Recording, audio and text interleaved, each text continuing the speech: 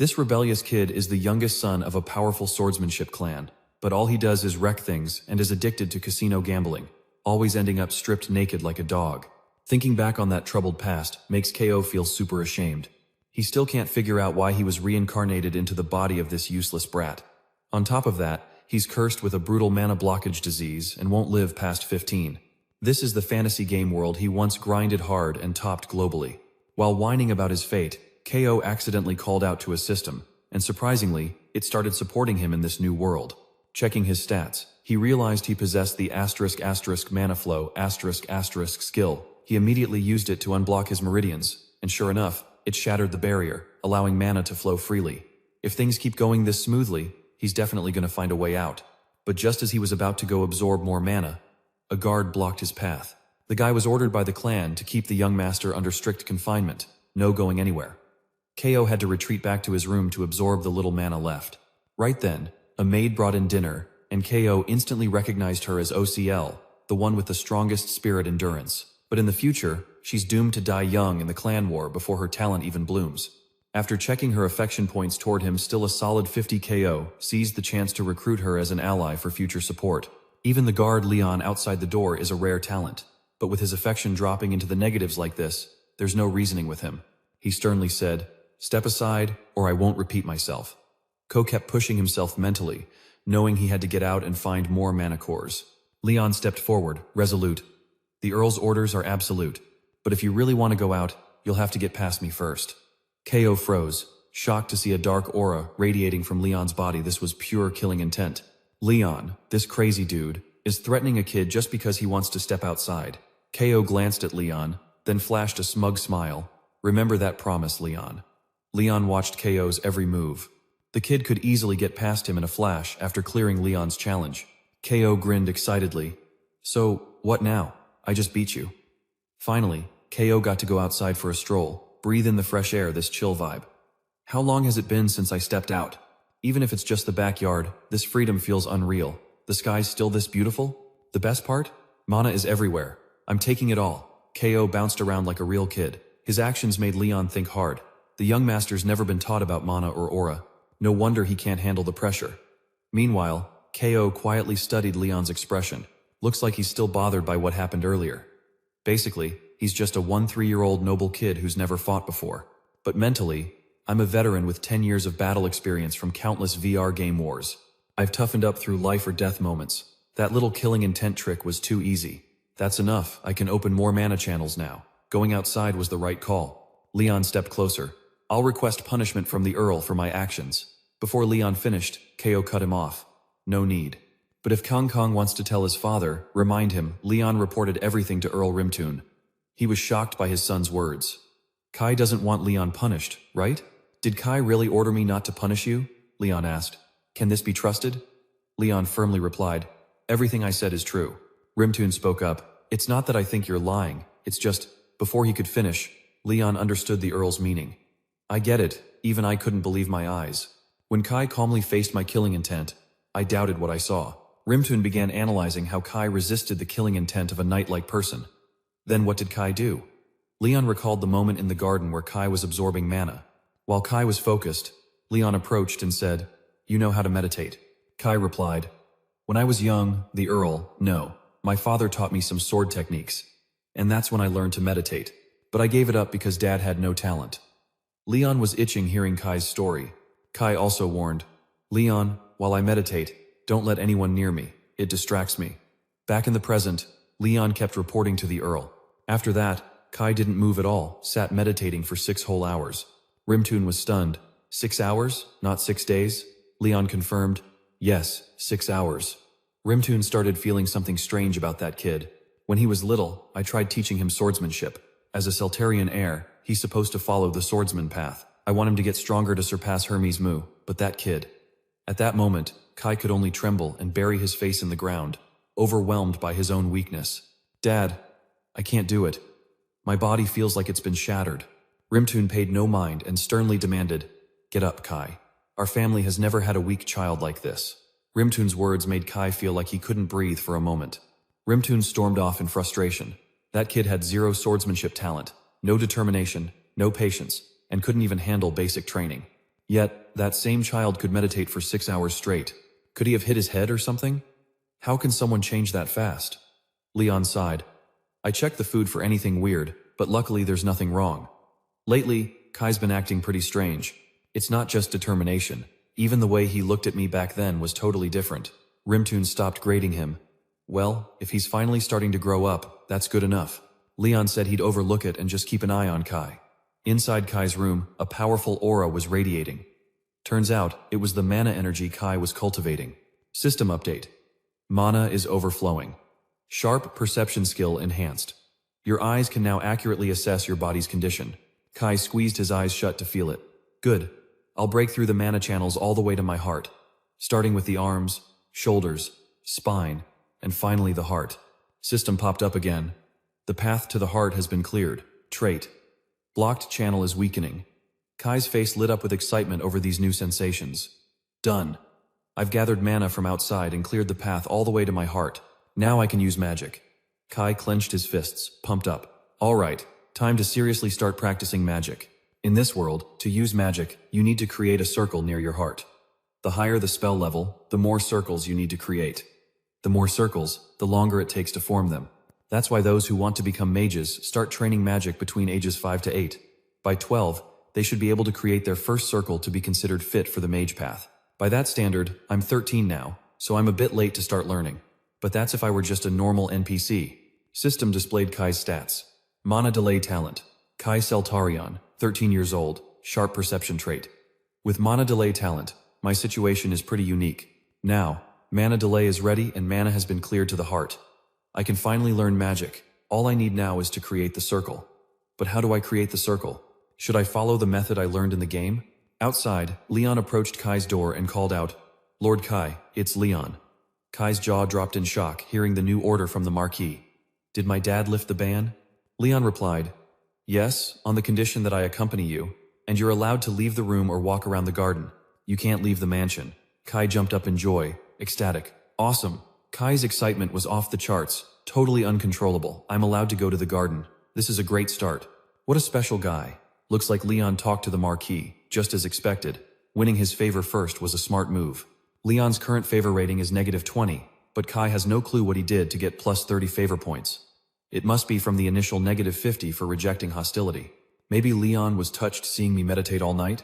After meditating for 6 hours, I was so exhausted I passed out. Could this guy be the type who loves sweating buckets like in sports? Kai glanced at Leon to gauge him, then pretended to say, Perfect timing, Leon. I need someone to come with me. Leon asked curiously, Where are you planning to go? Kai acted secretive.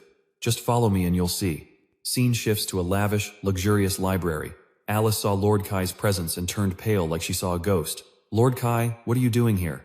Alice cried out, running after Leon. Wait, what's going on, Leon? Wasn't Lord Kai banned from the library? Leon answered. The master lifted the ban. That answer hit Alice like a slap in the face. Damn it. Alice sobbed like a child, trembling as she called out, worried for Lord Kai. Horrible memories flooded Alice's mind. Kai used to hate books. Every time he came to the library, he'd throw books everywhere and even tear up the books, ignoring Alice's protests. Don't tear the books. Those red ones are rare and valuable. They're genuine, rare books I had to travel everywhere to get. But Alice's words felt like a knife stabbing deep into her heart. They're just piles of paper that no one reads once they're dead anyway.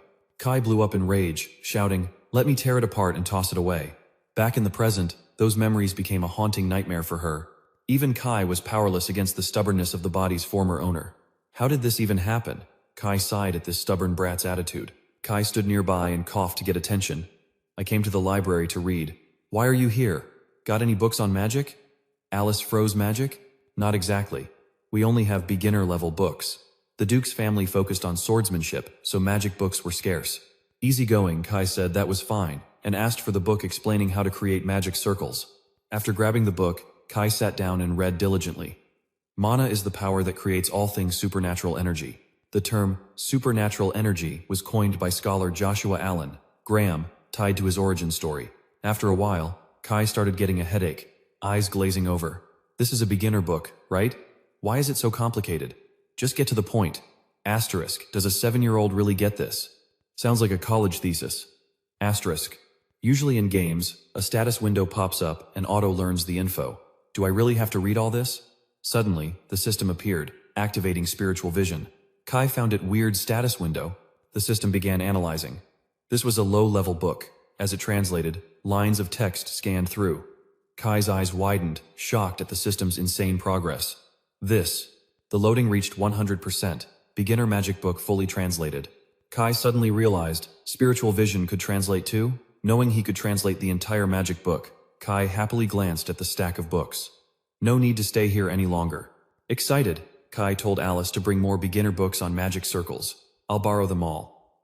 Back at the castle, Leon helped carry the pile into his room. These are the last ones. I bought all the books you requested. Kai looked back with satisfaction. You did a great job bringing them back safely. Kai hummed happily while flipping through a few books. Leon was surprised by Kai's odd behavior. Are you okay, sir? Kai asked. What do you mean? Leon explained Alice's anxious mood. Kai borrowed so many books at once, she was really worried. Alice cried like a kid, begging. Those books are rare. Even if I sold my own skin, I couldn't get a second copy. Please return them intact after borrowing. Hearing this, Kai told Leon. Don't worry, I'll finish reading all these books in no time. Leon watched Kai intently reading. He used to hate reading. Why the sudden interest? Various books on magic use and basic magic circle creation were spread out. Leon suddenly spoke. Coma blocks body's circulation. Mana and chi can't flow, so. Kai cut in.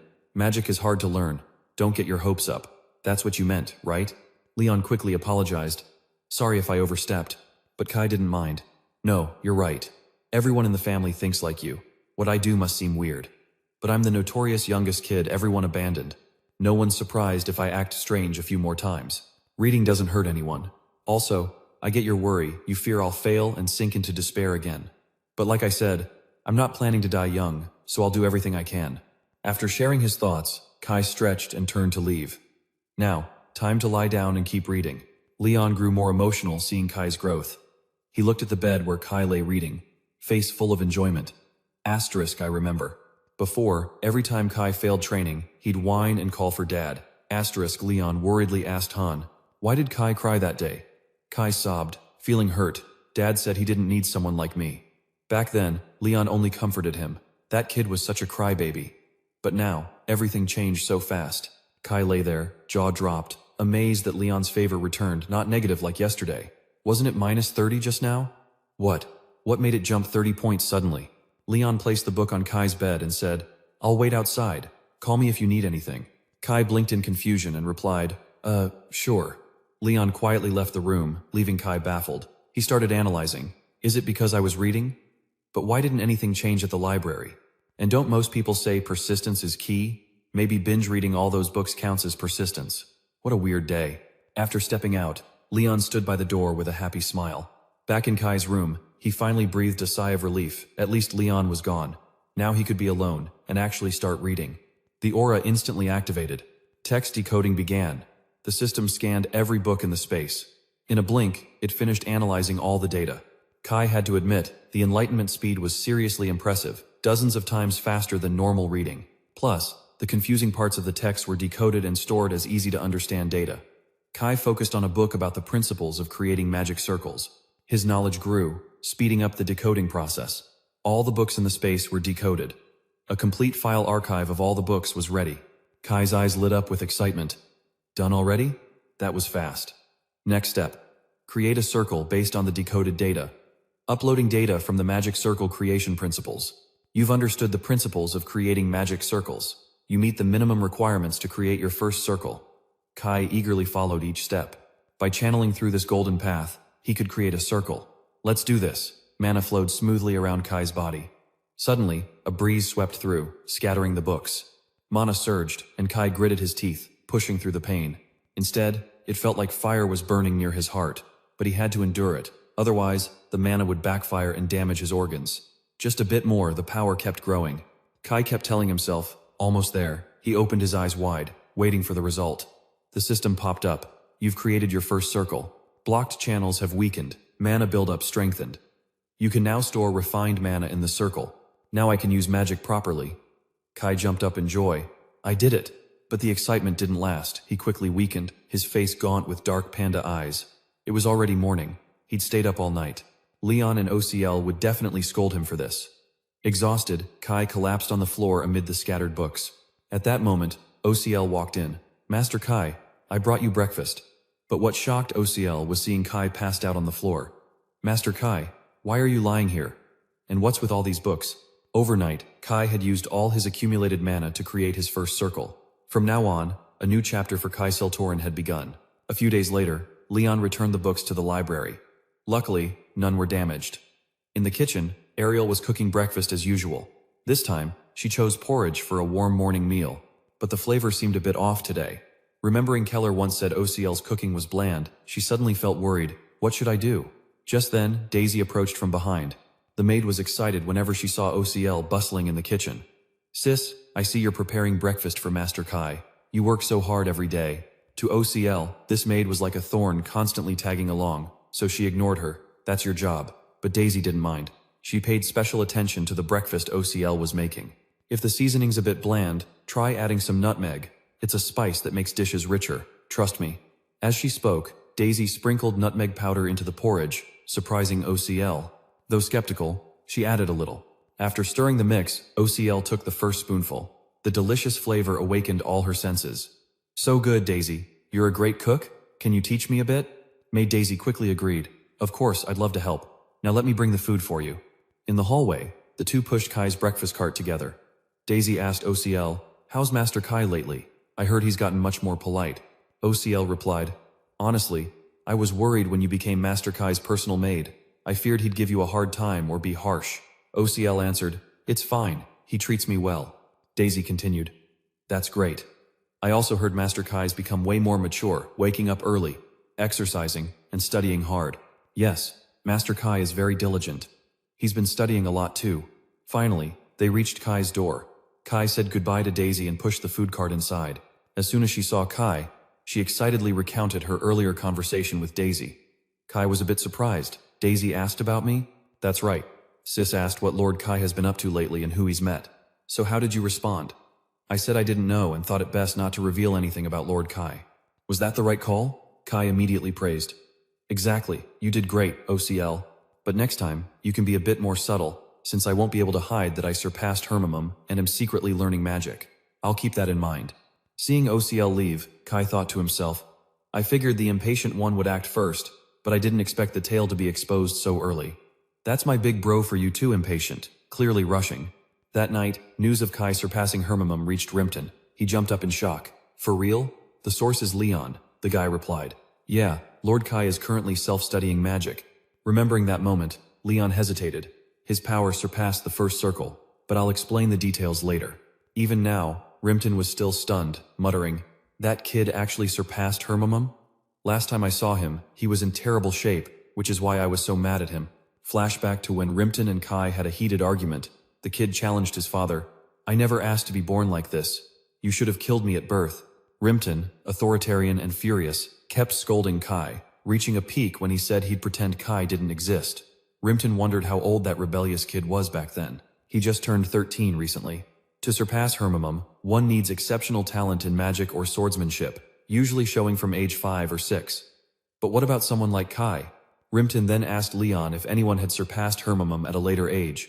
Leon couldn't confirm but swore Kai truly did, having seen him use first circle magic.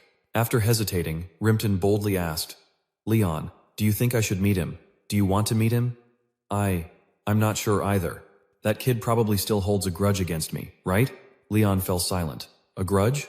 No, on the contrary. He said he has something to discuss with you. He acted this way because when he visited Kai earlier, Kai asked him to reveal this secret to his father. Leon offered to pass the message, but Kai refused, saying he wanted to meet Rimpton face to face. He's currently imprisoned. Without the Marquis's permission, he can't leave the mansion. I know that's why I want you to deliver the message." Back in reality, Rimpton slammed the table upon hearing what Kai said about him. Leon took a deep breath and then explained that Lord Kai wants to meet the Marquis himself. A quick summary of Rimpton Seltarian's life. He's the head of a prestigious swordsmanship family and has protected the clan from monsters for generations. One of the top 5 swordsmen on the continent and Kai's father. Seeing Rimpton's portrait hanging on the wall, Kai's hands trembled uncontrollably. If there's a reason for this, it's that Kai's body still remembers the fear and resentment toward his father. Rimpton always scolded Kai for simple things. like not being able to draw his sword, probably seeing it as a disgrace for a skilled swordsman like himself. In front of Kai, he bluntly spat harsh words. The Marquis' son is this weak? You're worthless to the family. This stuck with Kai deeply. He constantly battled the thought, asterisk, am I a useless son? Can't wield a sword and dying from illness. Asterisk. A childhood that deserved to be buried, those memories belong to Kai, the current body owner, but now they're also mine. Because Li Hyunwoo's and Kai's souls merged through possession, the pressure Kai once felt now fully transfers to me. But Kai isn't the coward he used to be. Now, I'm both Kai and Li Hyunwoo. As an adult, Kai Celtarian will prove his worth. Not long after, Kai sought out the one who abandoned him all those years. Rimpton stared at him for a long moment, then quietly asked, "What do you want to say to me?" "Yes, Marquis. Call me Marquis instead of father." "I wonder what the kid's intentions are." Rimpton started joking, tapping his fingers lightly on the table, showing his anger. "I clearly told you not to leave your room without my permission. Recently, I allowed you to use the library to study, but if you mess up again, next time it won't just be confinement. You understand what that means, right?" Kai dared not breathe heavily. He knew Rimpton didn't trust him at all. Understandable, since the previous owner of this body caused too many problems.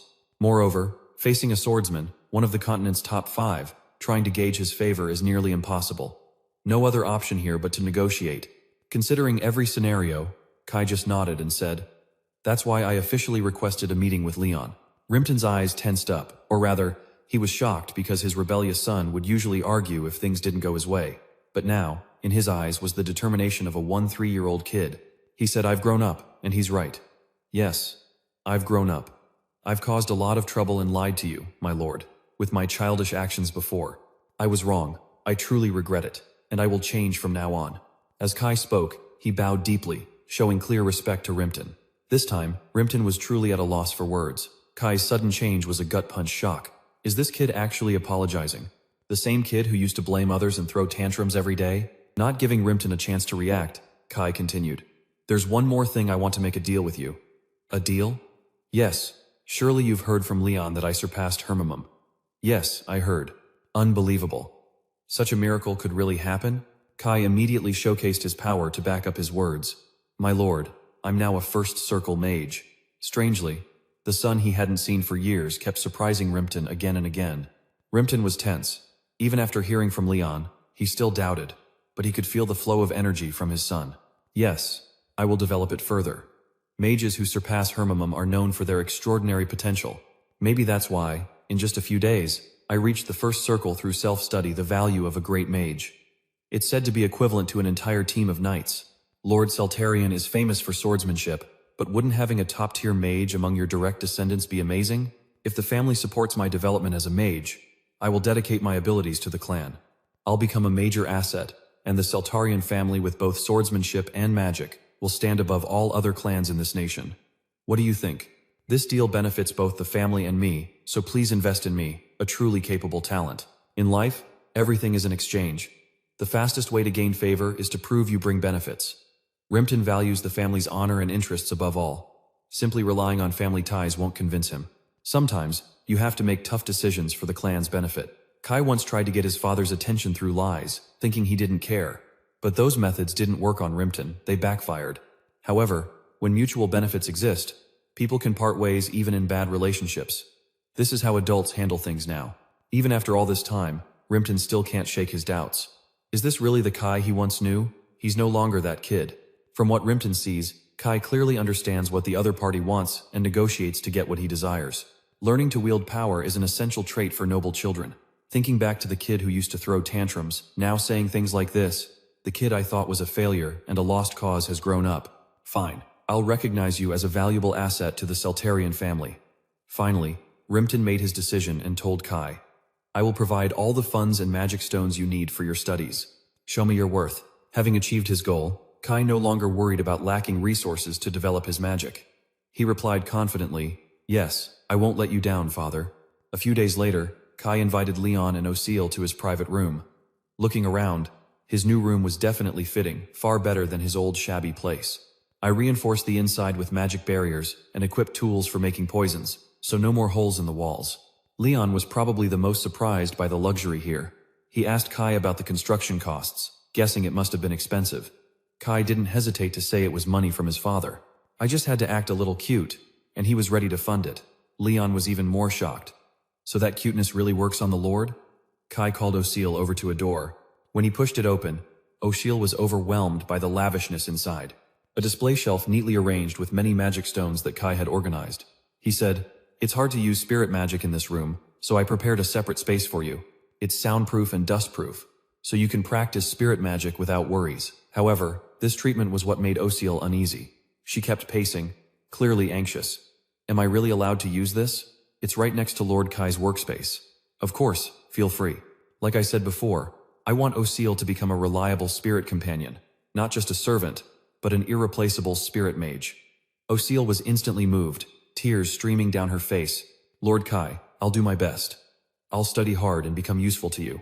At the same time, her favorability points toward Kai increased by 70. Suddenly, a strange phenomenon occurred. The spirit stones unexpectedly glowed, leaving everyone stunned. The spirit magic circle reacted abruptly again. "O'Seal, did you just use spirit magic?" The girl immediately denied it. But the light grew brighter, and the sound from the stones got louder. After several seconds, a miracle happened. A spirit familiar was born from the spirit stone. Seeing O'Seal, the familiar rushed into her arms. It immediately latched onto her. "Looks like O'Seal has spirit familiar storage, truly gifted, just like a friend of an eternal spirit." Meanwhile, Kai kept thinking about the event, amazed that O'Seal could already store a spirit familiar. "But I didn't even do anything." Spirit magic differs from incantations or spellcasting because it involves sensing the natural spirit energy with one's soul. When her emotions surged, the spirit stones in the room reacted and stored the familiar. This is the most reasonable explanation for what just happened. O'Seal stared in shock at her round little familiar and noticed the spirit stones on the shelf had completely vanished. "Is it real? Did I use them all up?" O'Seal worried. Kai quickly reassured her, "Don't worry, that's what they're for. I didn't expect the familiar to store so fast." "What kind of familiar is this?" "According to the system, it's a high-level creature, unidentifiable by the naked eye." Unable to hide his curiosity, Kai asked O'Seal if she knew what kind of familiar it was. "Yes, I'll ask." A few rooster crows sounded unbelievable. She even talks to the stored familiar. After a while, O'Seal said its name was Osiris, an ancient light spirit. Kai could hardly believe this chubby little thing was an ancient spirit. Rumor has it that ancient spirits are so rare that even high-level spirit mages can only store one after using up all their spirit stones and praying for 3 days straight. Yet it was stored in one go, and unconsciously at that. But it seems too ordinary for an ancient spirit, right? Osiris felt insulted and pecked Kai's head in retaliation. O'Seal said it wasn't in its true form. If it returned to that, the mansion would collapse.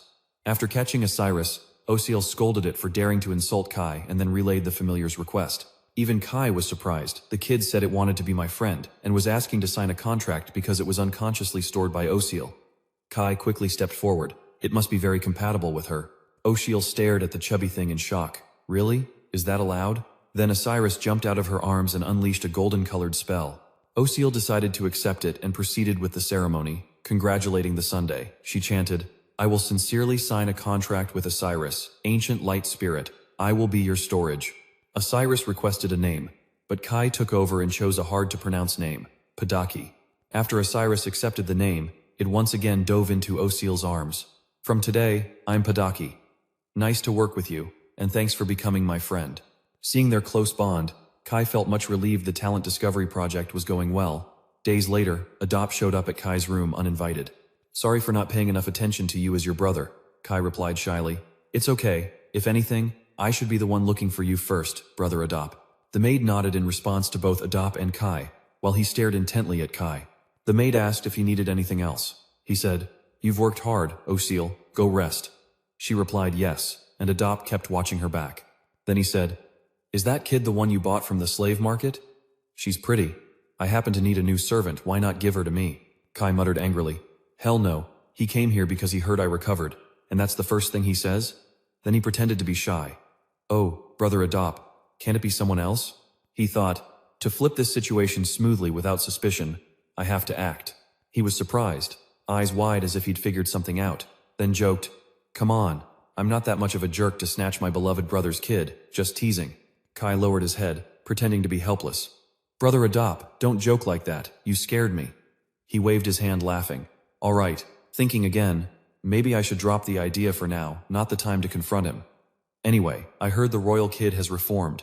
Seeing him care about girls like a kid, He seems spoiled already, which is better. It'll be easier to drag him into the darkness.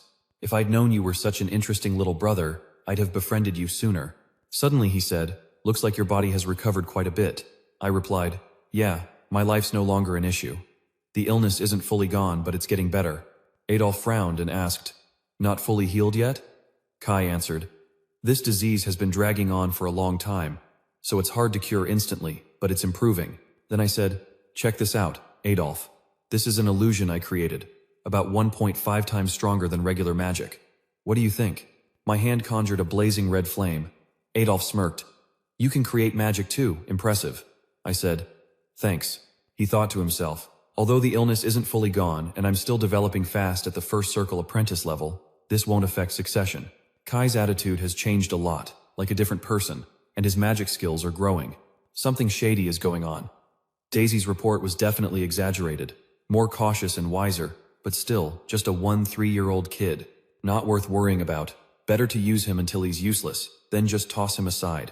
Suddenly he said, Kai, let me ask straight up, are you thinking of siding with me? I look surprised, Aunt. You mean siding with you, Adolf? The atmosphere suddenly went strangely quiet. I thought, forget it, he bit the bait. After a while, they finished talking. Adolf said, then I'll ask my father for permission. I replied, yes sir, thanks for trusting me. Then he left. Outside, Leon bowed. Travel safely, Lord Adolf. He replied. Leon. Thinking. A tough one. Even after pulling him in, he hasn't switched sides. Well, better than him siding with Aben. Better to leave that rotten guy in the hands of a kid. Then he said, pathetic guy, Leon. Imagine a knight protecting a kid. Saying that, he turned and left. The knight entered the room. I said, Leon, come in. I'm done talking. Adolf said, I'm joining the extermination squad, probably acting alongside Viscount Jerome, one of his right hands. From the 5th Legion, this mission will be my first test of loyalty to him, and a chance to gain family recognition. He was surprised. If you join the extermination squad, I'll join too. But I stopped him. No, Leon, don't follow me. If you're nearby, Adolf will be suspicious. I need to earn his trust. I can't bring my father's men. He won't feel safe. It's too risky, could be a trap. I continued. Exactly, but Adolf won't trust me easily. He might be testing how useful I am in real combat. There's a high chance he'll purposely put me in danger, but at least now I can protect myself, so no worries. Plus, I won't show my full power there. By the way, Leon, do you know about the Eogre function of the Heaven's Sword? The next day, in the southern Chastain territory, there's a forest with a monster pack, and Viscount Seltorian often sends extermination squads to clear them out. At that moment, a man approached me. Greetings, Lord Kai. I'm Viscount Jerome. Adolf has told me a lot about you. You'll be fighting with me in this squad. I smiled at him. Viscount Jerome, this is my first real battle. Please guide me. He replied. Of course, rest assured, I'll protect you. I thought, my natural charm, and he dares to say he'll protect me. Ridiculous. What did I do to deserve this? Better keep my distance. Then I said, I'll get ready. He smiled. If you need anything, just say. Lord Adolf, even in an extermination mission, you give me such a tough task. But I thought, since he's a first circle mage, he doesn't know much. Just watch how good he really is. Just don't let him die. What can a sickly kid with a deadly disease do? And don't let him die. It's lucky he doesn't interfere with the fight. This is tough. Then I raised my staff and unleashed lightning power, wiping out a whole group of goblins. The Viscount and soldiers applauded. A single sweep wiped out all the goblins. Lord Kai, you're amazing. Every time I used a skill, my favorability increased, finally reaching 50 points. They kept praising. Lord Kai, you're incredible. This is the easiest extermination mission ever. I thought, I've never faced such an easy target. My favorability shot up to 90. Zero said, Lord Adolf will be happy to hear about your achievements, Lord Kai. I smiled, thinking, time to start the next plan. That night, everyone sat around the campfire celebrating. They raised their glasses, cheers to the victory, long live Lord Kai. I smiled, come on. I didn't do anything worthy of praise. They replied, no, your magic skills are impressive. Yeah, the rumors about young Master Kai were all wrong. You're still young and always stuck in the mansion. We thought you'd struggle in battle. This time, Kai not only bravely joined the fight but didn't complain about the food either. He's really grown up. You said, isn't this how Brother Adolf lives every time he goes monster hunting? Thinking about that, I can't just be a spoiled kid, right? Viscount Jerome told Master Kai. I didn't know you admired Brother Adolf that much. Don't worry, Master Kai. I'll definitely tell Brother Adolf how much you admire him and how brave you were in battle. Favorability keeps rising by 60 points, making you think, too easy. By night 1, the fire was out, everyone was drunk, and Master Kai told a guard, I'll take a walk around here for a bit. He replied, yes, but don't go too far. You thought?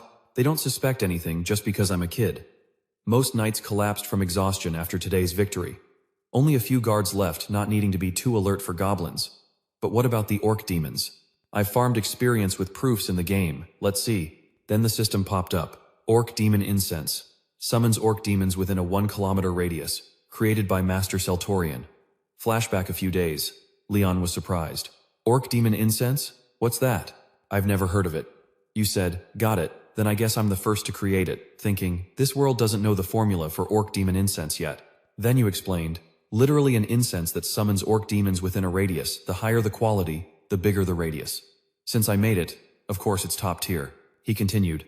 But orc demons, the target of the hunting team, are high-level monsters, so it'll be tough. You said, that's exactly what I'm aiming for. 12 expert knights are in this hunting team. Goblins are manageable, but orc demons are a different story. Looking at the regular soldiers from the 5th Legion, even if called knights, they're just a ragtag bunch. They're loyal to Adolf, but their individual skills are average at best. Thinking to yourself, these are street criminals gathered into a legion. Adolf brainwashed them with dark power. The brainwashing turned them into fanatics. As a result, Adolf not only easily expanded his influence but also proved his leadership even over the most desperate. These people are controlled. If Adolf acts during the succession ceremony, a tragedy will happen. If even the street thugs are like this, the high-ranking knights being brainwashed is a huge problem. You lifted your teacup and said, I plan to weaken the 5th Legion as much as possible before the succession. I'll start with those 12 expert knights. They'll fight bravely to the death against the orc demons, and I'll survive this battle. Back to the present, you opened the bottle containing the orc demon incense, thinking, asterisk, back to the record of defeating orc demons, asterisk. Then the monsters started attacking. Soldiers panicked and fled. Someone shouted, no, don't retreat. It's just a common orc demon. But right after, a high-ranking knight died under its feet, making everyone even more terrified. One hand of the high-ranking knight said, he can't keep up, so what can we, his equals, do? At this moment, Kai said, snap out of it. Is this how Seltorian knights behave? The soldiers said, Master Kai, if we fall back, the orc demons will flood our territory. You firmly said, we have to stop them here, no matter what. Everyone replied, I'll follow you. Then Viscount Jerome rode up, saying, Master Kai, you're still safe, thank goodness. Leave this to me. Brother Adolf ordered me to ensure your safety. While I hold them off, find a place to hide. You said, no, I'm not running away. I'll stay and fight you to the end. I can't face Brother Adolf if I abandon my soldiers and run, right? He was moved. Master Kai. You secretly unleashed your power, making him feel, oh, I feel lighter. Then you said, since I'm still in the first circle, I'll support and control from behind. Viscount Jerome, you should lead the front. He replied, yes, leave it to me. Thinking, the way he bravely faces battle without retreating, truly, Master Kai is an indispensable asset to Brother Adolf. I have to tell Brother Adolf to trust Master Kai. Then he drew his sword and fought the orc demon. Come at me, two-headed orc demon. The other soldiers held their breath, then said among themselves, both Viscount Jerome and the Major didn't back down. We can't be weak, let's go. Follow Viscount Jerome. You stood behind and told everyone, fight with all you've got. Watching the soldiers run off, you thought, asterisk, I've endured the orc demon summon. The incense is working. Asterisk, endure 2 or 3 more dangerous variants. Keep fighting. 5th Legion, this will be your grave. The battle against the two-headed orc demon seems really tough. Then Viscount Jerome joined the fight, leading the charge shouting, I'm the real opponent here, orc demon. While it wasn't paying attention, Count Jerome quickly seized the chance to slash its head. The situation here is drowning in blood. Another high-ranking knight has fallen, and we're running out of people. Can we even get out of here? This monster is way too OP. But in another corner, Master Kai smiled confidently. Yeah, it has to be strong, or what's the point? I'll wipe out every Dark Knight right here. That's the mission of that terrifying giant demon. At this moment, Count Jerome silently calculated. We had 12 high-ranking knights, but now only 3 remain, including myself. Can we win? Is it time to use the last resort? He suddenly remembered that Count Jerome had gained dark power. and surely you can feel it flowing inside you. But remember, if you fully unleash that power, you won't be able to return to your original form. You'll become a raging monster, losing all humanity. That's why you can't just release this power recklessly. If you do, you might beat the two-headed giant demon, but you won't control your madness. But isn't that better than dying? Suddenly, a massive surge of magical power descended on the demon. From above, Kai said, "All right, I'll give you a protective spell, Count Jerome. Fight!" That made him visibly relieved. "Right, we have Mage Kai. It's still too early to use the last resort." Kai immediately cast a mental purification spell on all remaining soldiers. Everyone's bodies felt wrapped in a protective magical layer. I feel a surge of energy, my mind clearer than ever.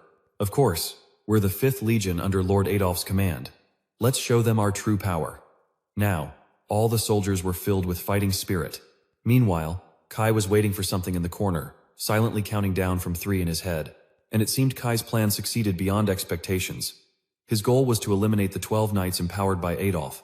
With 11 down, only Count Jerome remained. Just then, Count Jerome muttered, "Your sacrifice won't be in vain." He then called out to Kai, "Please, one more spell. I'll finish off that mutated demon once and for all." Kai smiled with satisfaction. "It's time. Bring it on." He quickly cast a binding spell on Count Jerome. Jerome sensed something strange. "What? What's happening? I can't move." At that moment, Kai gently reminded him, "Look straight ahead. The demon is here." This put Count Jerome on the edge of a knife. Just like that, the demon punched him hard in the gut, seriously injuring him. The remaining soldiers could only stand frozen, watching their leader die. Even Count Jerome was dead. What do we do now? We're all cooked. Are we all going to end up like Count Jerome? Suddenly, a barrage of fire rained down from above onto the demon. This magic invigorated most of the soldiers. Seconds later, the mutated demon was defeated. "Quick, this is our chance." Kai climbed onto it. Done. He hurriedly took a core from it, a high-level nucleus. "Time to end this act," he declared. "The mutated demon is dead. Thanks to the chance from Count Jerome, I defeated it. This victory belongs to the 12 brave, high-ranking knights and everyone who fought fearlessly. This is our win. We did it." After Kai's speech, all the soldiers cheered. "Yeah, we won, Lord Kai." That afternoon, the survivors were on their way back to the city. "We've destroyed the two-headed mutated demon and cleared out the goblin nest. Still, the losses were heavy." At that moment, a voice called out. Kai. Adolf, looking panicked, approached and asked, "Is it true Count Jerome is dead?" Kai stammered, "Yes. Count Jerome fell in a fierce battle with the mutated demon. If he hadn't fought so bravely, maybe I would have." The sudden news shocked Adolf, who went to pull back the tarp. He was stunned upon seeing Count Jerome's body inside. Hadn't he used his dark power yet? Losing Count Jerome now was a huge blow. Not to mention, the high-ranking knights were wiped out too. Adolf's anger grew. No choice. We have to somehow turn that demon to our side. A moment later, Adolf quietly said, "I'm relieved you made it back safe. Taking down the mutated demon was your doing. I'll report to my father and make sure you get the recognition you deserve." This made Kai very happy. "Yes, thank you, Adolf." However, Adolf's expression was strange as he left. At that moment, Kai smiled smugly. For now, that's how it is. Looks like Adolf just got played. That night was a perfect one-shot, bro. Kai grinned at Leon, defeated the 5th Legion, earned Adolf's recognition, and snagged the core of that mutated demon brain. "Maybe it's a one-shot triple kill," Leon chimed in. "Dangerous for sure, but glad you made it back safe. A mutated demon brain showed up? No worries, I can take it down myself. I was just playing weak, wanted them to see I'm capable but harmless." Even Leon was shocked. "So, you planning to join Adolf's side? What about Abel?" Kai paused a moment, then said, "He'll come find me soon enough." A few days later, at the clan meeting. "Today, we'll review the expedition's results and decide how to split the loot. We'll also discuss Kai's role in taking down the mutated demon brain. If anyone objects, speak now." Immediately, whispers spread. "Kai's contribution? That guy?" Adolf whispered. "Father was right. This might be the way to convince him." Suddenly someone spoke up. Count. Isn't it a bit much to say Kai played a key role in the expedition?" Baron Hamilton's question made the Count uneasy. "What do you mean?" He explained. "No disrespect. Count values his youngest son and wants to praise him. But Kai's just a first-circle mage, a newbie apprentice. Considering all the trouble Kai caused, isn't it a bit much to praise his achievements, just because he joined the expedition and came back alive? Hard to believe he matured overnight. Everyone knows how much trouble Kai's caused." That made sense. Kai really worries me. I don't know what mess he'll cause next. Hearing the criticism, Kai thought, this guy's got no filter. It's all because of my bad rep that no one trusts me. Right then, Kai fired back. You should try facing a mutated demon brain before passing judgment. Easy to say, hard to do. You'll get it soon enough, right? Kai's comeback left him speechless. Even Aben jumped in. Baron Hamilton, even senior knights, struggled against a mutated demon brain twice as strong as a normal one. Coming back alive was a miracle. But Baron Hamilton stayed stubborn. That's because the knights risked their lives protecting Kai. All 12 senior knights, except him, died. Yet Aben confidently countered. Kai's magic landed the finishing blow. Survivors confirmed this. Despite past mistakes, he excelled this expedition and is now seriously training magic. Baron Hamilton should drop his bias and recognize Kai's achievements. Still, he resisted. Suddenly, Adolf snapped. Enough, Baron Hamilton. You think you have the right to criticize Kai? Criticize the heir of the Count's clan over past mistakes? You want to play king? No way. Kai was stunned. What's going on? Everyone's praising me? Adolf turned to his father. Father, I agree. Kai's achievements deserve proper recognition. The 5th Legion I led witnessed Kai's bravery. With both Aben and Adolf backing him, no one objected to recognizing Kai's achievements. Starting today, Kai Seltorian's house arrest is officially lifted. The kid's free to come and go from the main mansion. However, the mutated demon brain's loot will be split according to contribution, and Kai gets nothing. Meeting adjourned. Kai couldn't accept that. Quan asked his father, I get nothing? What else do I need? I still have the demon core, so everything you did was discovered by him. Yes, I lack nothing. Just freedom is enough. I'll do great, I promise. Suddenly Adolf approached Kai. See? I kept my promise to report your achievements to father. Remember, I always got your back. Yeah, of course, I know. Meanwhile, Aben watched Kai's silhouette, relieved. Looks like the youngest has changed a bit. Time for a talk. Over dinner, Aben revealed a secret. He had a pretty minor skill. You're the first to hear about it. Even father doesn't know. This made Kai super curious. Really? Suddenly dropping a secret? That's some pressure. I waited for Aben to find me not long after the meeting ended. On my way back to my room, I ran into him. He was hyped. You did great. You won a real fight, so now you're a respectable mage. His compliment made you feel pretty good. No, I still have a long way to go. I'm only at the first circle. I just got lucky. But now Aben spoke up. Really, do you have time before dinner? I want to hear the details of your achievements on the expedition. So Kai immediately agreed. And now he's here. I suspected he had an agenda when he asked about my achievements. But then, he suddenly revealed a secret even my father didn't know. I get that he means no harm, but I can't figure out his real purpose. Either way, it's clear Aben's goal is to take me over. To survive the Seltarian family uprising event caused by Adopt, Aben needs to strengthen his position and weaken Adopt. Only then can I survive this game with the support of the Seltarian household's retainers. Now I have to choose carefully. Kai is rushing to make tea, a secret even my father doesn't know. If I don't know it either, maybe that's for the best. Your question surprised Aben. You don't want to hear it? It's not that I don't want to. I'm just afraid he might demand something from me after revealing such a big secret. Then Aben fell silent. A few seconds later, he replied coldly, That's cruel. You think I want something from you? Kai could only laugh awkwardly. Typical big bro. I get what you mean. And besides, I'm not confident I can outsmart you, so just say it straight. Even though I'm currently on your older brother's side, I don't really support him. That doesn't mean I intend to join your side, Aben. Suddenly, the scene shifts outside the training yard. But Maid Daisy is here too. Seems like someone's training like crazy out there. Turns out it's Adopt, furiously chopping at dummies. Then he asks Daisy, Big bro came to see Kai? Yes. The bodyguard knights are here, so we can't eavesdrop on their conversation. Adopt quickly grabs a towel. I can guess what Big Bro will say. I've been watching Kai from the start. Does he really think he can easily convince Kai? If Big Bro convinces Kai, I'll poison him. That's why I left you there. Back to Aben and Kai's talk. Suddenly he quietly asks, Want to hear why? Kai suddenly shouts, My Big Bro is a good guy. You're thinking calling Aben a good guy isn't just based on his in-game actions. At this moment, the system panel appears, showing Aben's stats are still a mystery. Also, his likability is 0. Except OCL, no one's ever liked this guy. Still, you ignore that and believe your Big Bro is truly a good guy. I'm glad you think well of me, but honestly, I feel a bit sorry for you. As your Big Bro, I haven't taken care of you, and now I'm just coming to see you. No need to apologize. If I had a troublesome little bro like you, I'd have run away long ago. Not doing that is already too good. Suddenly Aben bursts out laughing. Kai, you're funny.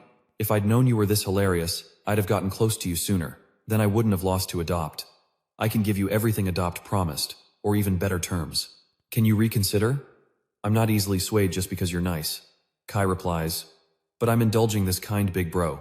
At least you won't kill me just because I joined Adopt's side, right? But Adopt's different, he's ruthless. If I become a problem, he'll use any means to take me out. I just barely survived the silent day and I'm still only a first circle mage, an apprentice. I don't have enough power to protect myself. If Adopt targets me, I won't survive. After a while, Aben replies, maybe you're the only one in this family who's so extreme about Adopt. But I don't disagree with your judgment. No objections at all. Actually, you agree with me, don't you? Yes, Aben admits frankly, bringing us back to what he said earlier. His minor skill is good intuition. They've confirmed Kai fought bravely. If both Aben and Adopt say that, there's no argument against recognizing Kai's achievements. Before, he always had a bad feeling before something bad happened. Following that intuition kept him safe. But as the succession ceremony approaches, the bad vibes grow stronger. Especially, he senses a dangerous aura from Adopt. Without concrete evidence, he can't be sure. Wait, he can accurately assess the current situation? Even though they don't recognize my achievements, why haven't I gotten any loot? This kind of intuition is a low-level prediction, right? He even seems to sense dark power in the game. Aben doesn't have this ability. Maybe when I entered the game, I developed a talent Kai Seltarian never had? Other NPCs are also undergoing unprecedented changes. Like OCL, who should have disappeared as a minor character but now has outstanding magical talent. Definitely a wild theory, right? Back here, Aben continued. Still, Adopt is my own little bro, and the second direct heir of the family. Dad thinks he's a bit violent but never expected him to go too far. I'm here because of a bad feeling, trying to keep my brother in check. I don't even have a solid reason to convince anyone else. That's why I kept this under wraps. Kai suddenly said she trusts my gut. If Adolf becomes heir, the Seltorian Marquis family will be wiped out. Everyone, including her, won't be safe. Aben grew stunned and asked, Kai, you really trust me? Then he asked, so, what's your plan? She replied, I'll pretend to join Adolf's side and keep an eye on things. For now, I'll act like a loyal follower to lower his guard, then strike the fatal blow. Aben calmly asked, you planning to stab him in the back? If I help you, you can take him down even faster. What do you say? Will I help you? Faced with his little bro's request, Aben answered, how could the big bro say no to this adorable little bro? Alright, I'll back you up from behind, but before he could finish, Kai cut in. First, can you help me with something? A few days later, Leon was surprised to see a coin on the table, a platinum coin.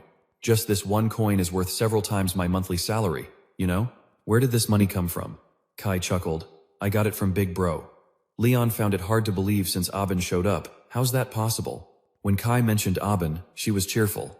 Well, I just planned to borrow a little at first. Aben didn't hesitate and handed it over.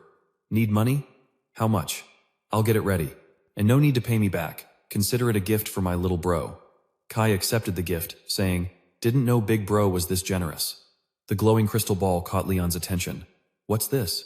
It's also a gift from Big Bro to Kai. It's a personal communicator. Aben said it'd be easier to contact me, so he gave it to me. One surprise after another, Leon said.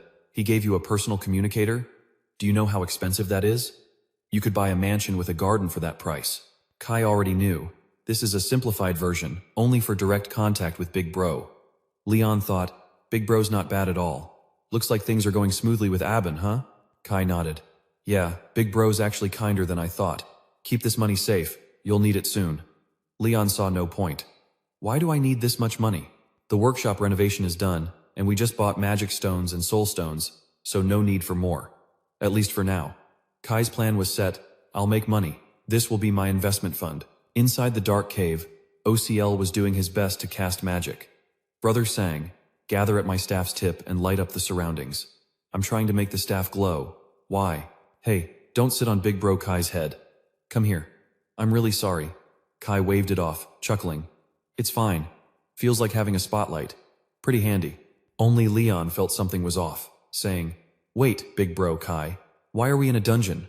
Kai answered casually. Why ask? Because there's a dungeon, so we're going in. Leon meant something else.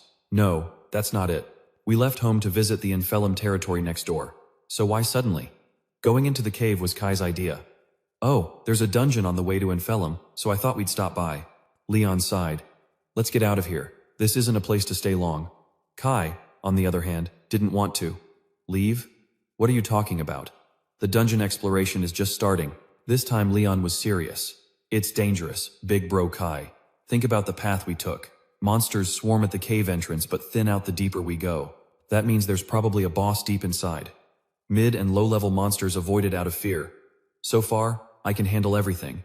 But who knows what's next? So we should turn back. Kai's decision was firm. Nope, that boss is our target. Leon was surprised. So you knew from the start, and the excuse to visit Enfelum was just a cover? No, we really have business in Enfelum. I just know there's a dungeon on the way. If I said we'd go to the dungeon from the start, we wouldn't have left home. The number of knights guarding us would multiply. Big Bro's spies would watch us. And Big Bro might insist on sending his guards, causing chaos. How could we explore the dungeon if a fight breaks out? I'd get stuck in the middle. There's also the issue with OCL. OCL's spirit magic training must stay secret. I only told Dad, not the others yet, so I can't let anyone see the spirits openly. Actually, the biggest problem is if too many people come, I won't be able to loot all the spoils alone. I'll wipe them all out. Kai's reckless with Leon, but it's just the three of us. I might be a high-ranking knight, but OCL just started learning spirit magic, and the young master Kai, though recently reaching the second circle, still. My eyes are hard to please. Don't mistake my weakness at home for a lack of strength. You've seen my magic power after clearing Hermum. It's nothing like ordinary magic, right? Our squad's strong enough. 1 tank, 1 healer, and 1 damage dealer. We've got everything we need, nothing to worry about. Leon, your master is strong, and I'll only get stronger. Watch closely and decide who will you be loyal to, me or him. A knight with 2 masters is useless. I want a knight loyal only to me. Right now, Leon follows Rimpton's orders to protect me. In other words, no matter how loyal Leon seems, his true master isn't me but the Marquis. To truly win over this stubborn knight, just showing off won't cut it. Forcing him will backfire. His hesitation now is already enough. When he truly acknowledges me, he'll have an unbreakable shield that belongs only to me. The 3 of us have reached the final destination, the lair of the dungeon boss. The secret sanctuary of the Minotaur, that's the dungeon's name. In the game, this dungeon's popular with newbies. Full of trees, no traps, short path, few monsters. And most importantly, the rewards are generous for the difficulty. If it's a reward, I'm all in. Why would I share this treasure with anyone else? No way, that's why it's just the 3 of us here, Leon, Newmark, and the Minotaur. It's said to be 3 times stronger than the demon ogre, but luckily, it seems to be asleep. I nod, yeah. It doesn't use magic, but its strength is insane. Trying to block its hammer swings without using your frostbone sword chi will get you crushed. Leon, you'll be frontline, drawing the Minotaur's attention and blocking its hammer attacks, while I create a shield to boost your defense. With your sword chi combined with my shield, you can endure its heavy hits, but watch out for one attack. When the Minotaur goes berserk and starts spinning attacks, you must dodge at all costs. Trying to block that, no matter how strong the shield, will tear you apart. Lure it to the edge, while dodging as much as possible. When the whirlwind stops, it'll be exhausted. That's when we strike. And OCL, before the fight starts, buff me and Leon. This is your first real battle. If you're scared, just buff us and hide behind a rock. OCL's firm reply, no, I didn't learn spirit magic just to hide and be protected. I want to help the young master Kai. Today, I'll show you the results of my training. Kai's happy to hear this. She says such admirable things. Truly a kid. All right, but don't overdo it. Keep a safe distance, and if it gets dangerous, you're the healer and buffer for the whole team. Your most important role is protecting the young master Kai. This isn't what Kai wants to say. The most important thing is survival. As long as you don't fall, we always have a chance. OCL, you're holding both mine and Leon's lives in your hands. So remember not to forget protecting yourself. OCL smiles upon hearing this. Yes, I understand. The dungeon's location is unknown. The importance of the healer in battle, even the tactics to beat the Minotaur. These are things usually only learned through real experience. How does the young master Kai, who was locked up in a mansion, know all this? From the start, Leon was suspicious. You seem very familiar with dungeon tactics. This is your first time in a dungeon, right? Now Kai's worried. Oh no, I talk too much. I forgot I'm just a 3-year-old kid. Even for a magic prodigy, knowing all these tactics is kinda weird. I picked up some basic tips while hunting goblins, when we fought the demon ogre. Leon's curious. You learned the Minotaur's traits and attack patterns from a hunting group? Those guys can't even handle a demon ogre? Kai can't answer right now. Why are you asking so many questions? Has Leon figured something out? Could he realize I'm not the real Kai? A mental image forms in Kai's mind. That kid isn't the real Kai Selterion. I know something's off. No way a kid suddenly grew up like that. He's definitely possessed. Burn him now. We can't let that happen. I read about it in a book. Leon's surprised. You read about the Minotaur in a book? Kai nods rapidly. That's right, I practically lived in the library. During that time, I even sneaked in some military strategy books. Beyond expectations, Leon immediately believed it. So that's how it is. Lately, you've been hitting the library a lot. Turns out you've been grinding hard. I'm impressed, not only studying magic but also diving into monster fighting tactics. The young master would be so proud to see you grow like this. Your progress is insane, young Master Kai. OCL seriously admires you. Yeah, he's always killing it. So OP. Pulling one over on Leon, Kai breathed easy. See? He might seem picky, but he's pretty easy to fool. Just look at that fond gaze. Knowing the game world well means you gotta come up with a solid excuse. Can't just lean on the magic genius title forever. That's a recipe for disaster. OCL's staff glowed. Asterisk light. Grant them the power to protect. Asterisk boost light strength and healing. Raise attack and defense by 30%. Enhance magical energy and sword aura. Restore lost stamina. And activate auto heal for a set time. The staff's bursting with energy, way stronger now than when I first started. I've leveled up a lot. Alright, let's move, Leon. In front of Leon stood a massive monster, fully sober now. Honestly, with young Master Kai's shield spell and OCL's power boost, my body feels totally different, stronger and way lighter. That beast's pissed off for being disturbed. Who are you guys? Who dares to mess with my sleep? Here to steal my treasure, huh? If you want it, be ready to get shredded for dinner. I won't spare anyone who craves my treasure. What's that? An ice spear tongue? Whose is that? What do you think? Obviously a tomb raider. Stay focused, my knight skilled. The bull-headed monster's raging, no way. Anyone targeting my treasure won't leave here in one piece. Blocking a full power attack? Leon was stunned, so if young Master Kai hadn't perfectly timed the shield spell, my arm would have been snapped. Young Master Kai's magic was so precise, like he predicted the next move. He led the fight flawlessly. His instincts for reading the situation are fire. Yeah, Kai's totally running this battle. Somehow, Kai made the bull-headed beast lose its resistance. My body can't move. Leon wondered if Kai had already beaten it. The beast's still alive.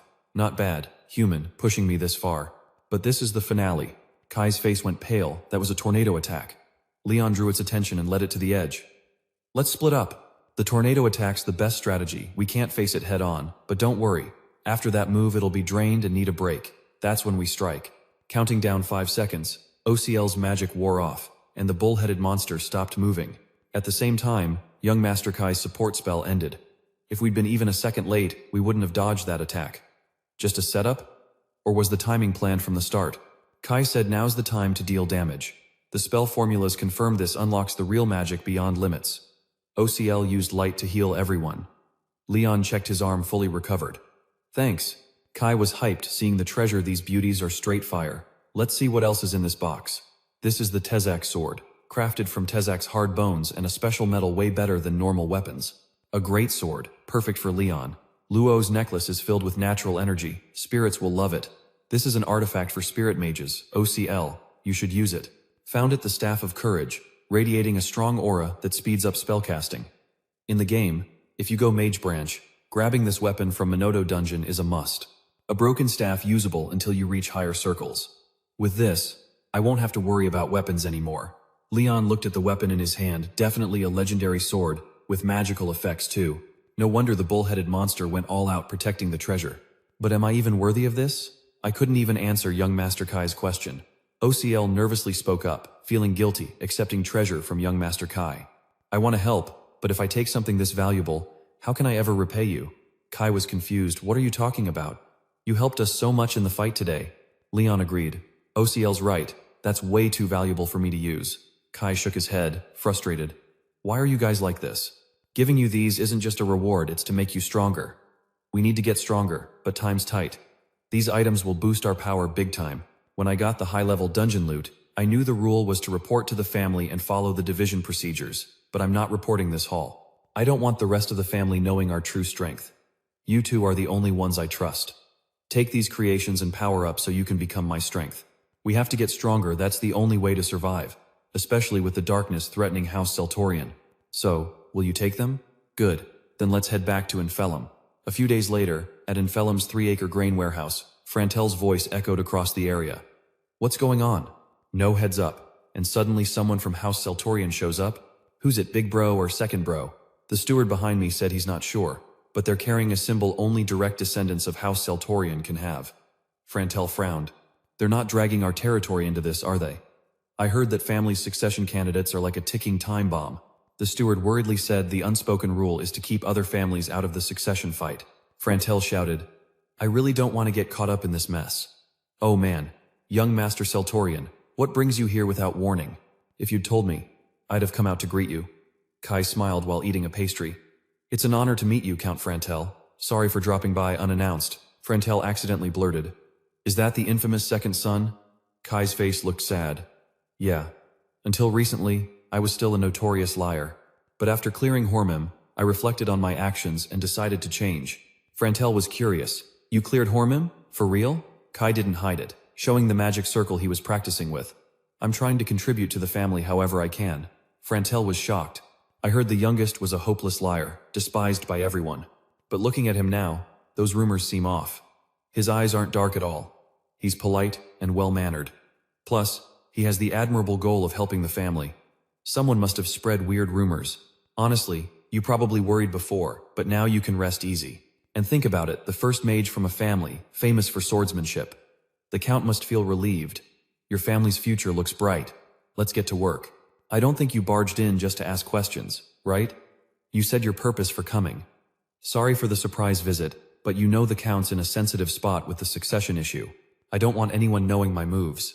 The reason I came to see the Count is to buy grain from Enphelum, since it's the largest granary in the north. Frantel asked, We already have a regular grain deal with House Seltorian. You want to buy more? Kai nodded. This time it's for my personal use.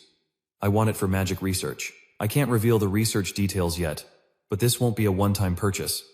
I plan to buy regularly. Enphelum's had bumper crops the past few years. With surplus grain, some days they don't know what to do with. I want to buy that hard-to-manage surplus. As for the budget, here's what I'm thinking. What do you say? Frantel's jaw dropped. Platinum coins? How does a kid have that much cash? No problem selling the surplus grain. The boy has more than he can handle, and since the mage's research is secret, I won't ask Hansi about its purpose. Kai smiled. Thanks for understanding. Frantel had a condition. I want to confirm where this money's coming from. Trading with unclear funds is a hassle, especially with such a young buyer. Kai was ready. No worries about that. My big bro's sponsoring me. Besides Abelza, who else could I call big bro? Hearing that, Frantel agreed immediately. If he's willing to back you with that kind of money, you two must be close. The combo of Abel's calm maturity and the promising youngest bro is way better than dealing with a loudmouth second son. Looks like I can keep a good relationship with Abelza going forward. Alright, if he's behind this, I trust you, I'll sell to you. Let's talk price. I'll start at 7 silver coins per sack. Kai said. 4 silver. 7 silver for old grain is a bit steep, don't you think? If you hold on to it, you'll pay storage fees. Why not sell it all to me and clear the warehouse? 4.5 silver coins. And besides, it'll weigh on your conscience. Considering storage fees, I deserve at least this much. Let's settle on 5 silver coins per sack. Deal? Leon curiously asked, I'm really impressed with your bargaining skills. Did you learn that from books?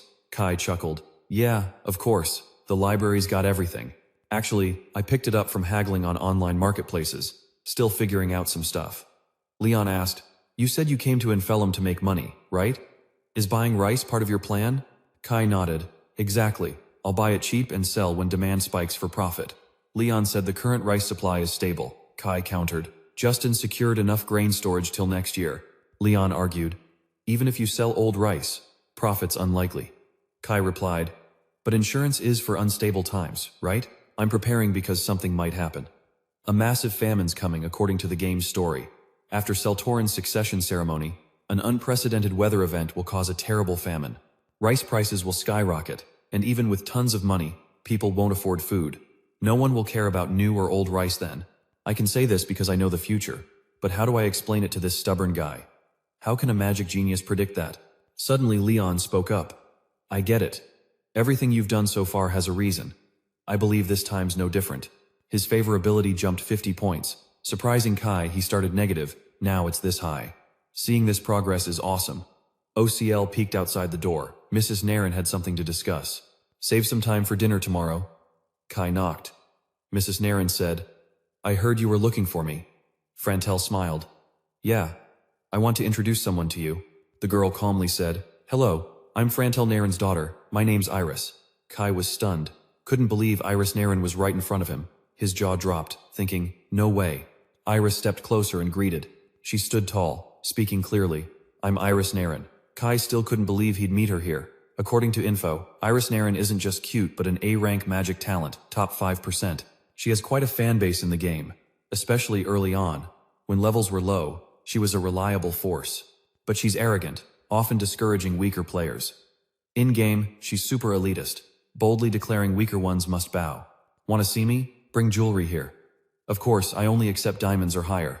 Iris has issues. She loves luxury to the extreme, often getting bad reviews from players who went bankrupt trying to boost favor with her.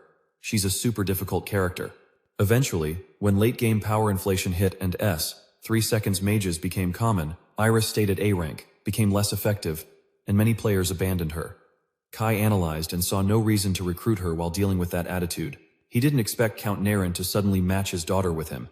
Count Frantel Naren cheerfully said, My daughter's 11 this year. I called her because you're not much older, so I thought you two might get along. Maybe you know, but Iris is also studying magic. And I'm not just saying that because she's my daughter, she really has extraordinary magical talent. Since you're also learning magic, I thought it'd be great if you two could chat and learn from each other. After hearing this, Kai understood. But seeing Iris's cold, serious face, he just awkwardly smiled, thinking this girl probably has a different mindset. Then Kai politely introduced himself. Nice to meet you, young miss. I'm Kai Centurion, 4th son of the Marquis. Hope you can teach me some basics. Activating his aura mode, Iris Naren also logged into the game. Basic info showed her talent as Mana's companion, with a magic brain, loves luxury, uses appearance to her advantage, and her favorability was -40. After reading this, Kai was surprised, hesitated, and thought, wait a minute, she's Mana-A's companion. Even if I only delayed Mana, a talent I've never seen before, in the original game, that was the #1 magic talent. Only the top 0.01% SSS rank mages have it. He wondered, but how does Iris, originally just A rank, have this talent? Kai thought maybe like Abel or OCL, Iris bloomed with a new talent. Even if her personality pushes people away, if she has SSS talent, everything changes. I can't let her slip away. Iris smirked. The 4th son of the Centurion family, huh? I've heard a lot about Lord Abel and Lord Adolf, but never about the eldest brother. I heard he's only at the 1st circle. Kai and Frantel froze, unsure how to respond. She even bragged, I'm already at the 2nd circle. Later Iris asked, how should we handle this level gap? In his head, Kai thought, this girl's been twisted since she was little. Kai politely replied, yes, I'm at the 1st circle, but I've only been learning magic for 3 months. Hearing this, Iris was confused. He created a circle after just 3 months of magic? Twice as fast as me, she said.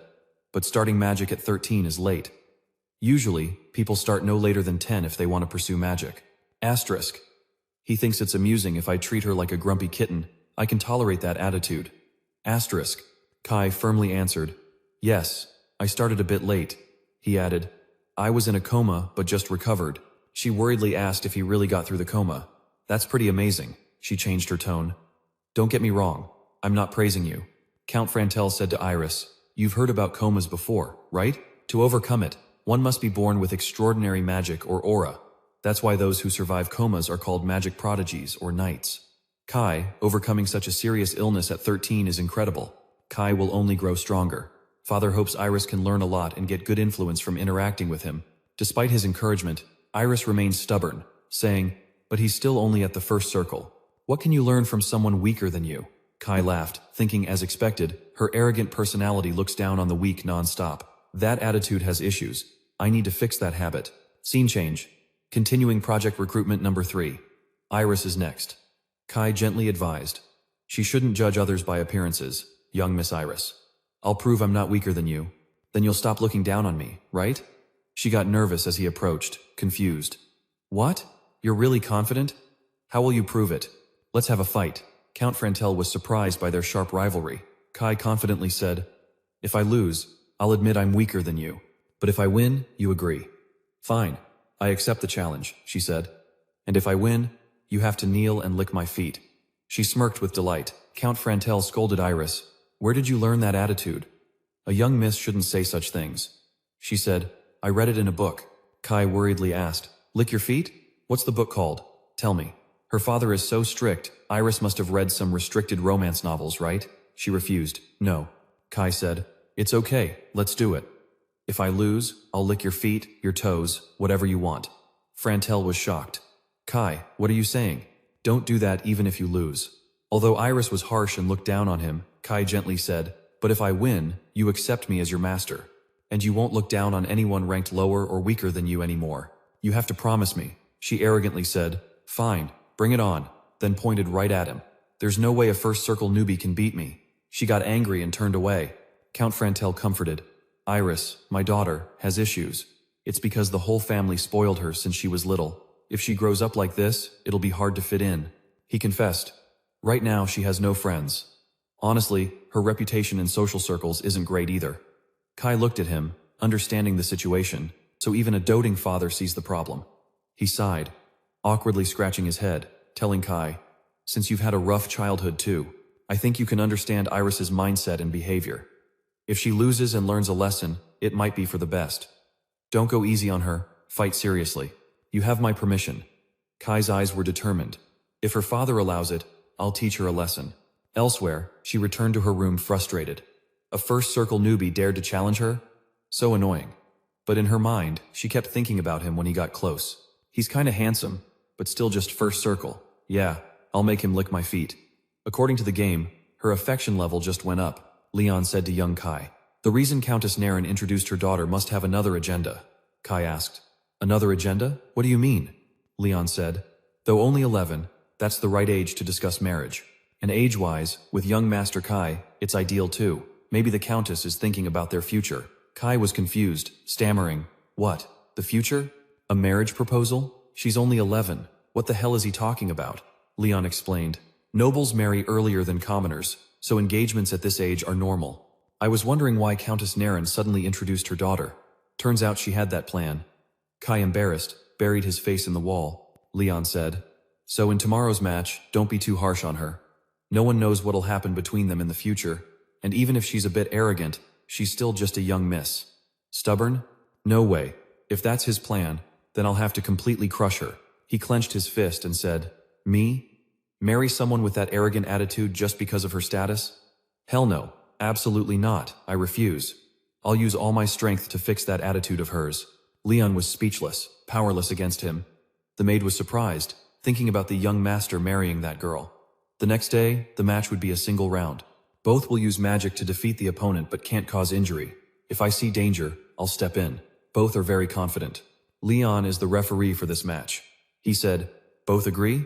He told her, My escort knight, Leon will be the judge. Any objections? She confidently said. None at all. Sir Leon is a famous high-ranking knight, even renowned in Onfel. I know he won't be biased in his judgment. Leon started the match. Then get ready, begin. Both unleashed sharp technical moves. Iris cast the fire arrow spell. Surprised by that magic, he thought. Her spell is fast. Unbelievable, she's only 11 and already this skilled, but still far behind. He countered with a wind spell to block the fire arrow. She was shocked he stopped the missile with wind. She gritted her teeth, worried. Determined. Don't underestimate my magic power. I'm no slouch either. I won't lose to some basic first stage magic.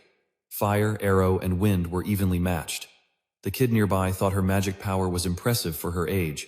He added, Can you block this, magic arrow? Frank was stunned as he unleashed a double attack. Iris's eyes widened. Such refined technique from a basic first stage mage? She used a shield to block the power. Finally, his shield blocked her fire arrow. Iris sweated nervously. Even the wind got swallowed?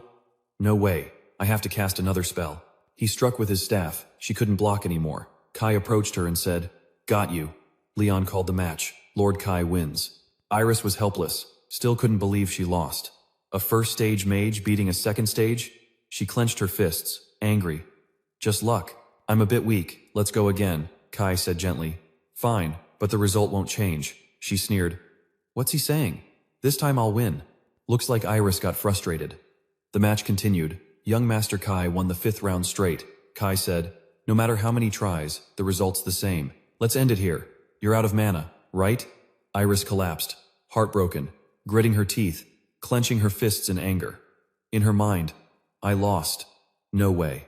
She screamed and burst into tears. Count Frontel witnessed the match, felt sorry for her, called out to young Miss Iris. Kai was embarrassed. Oh man. Frontel hugged her, comforting. I made her cry, maybe I was too rough.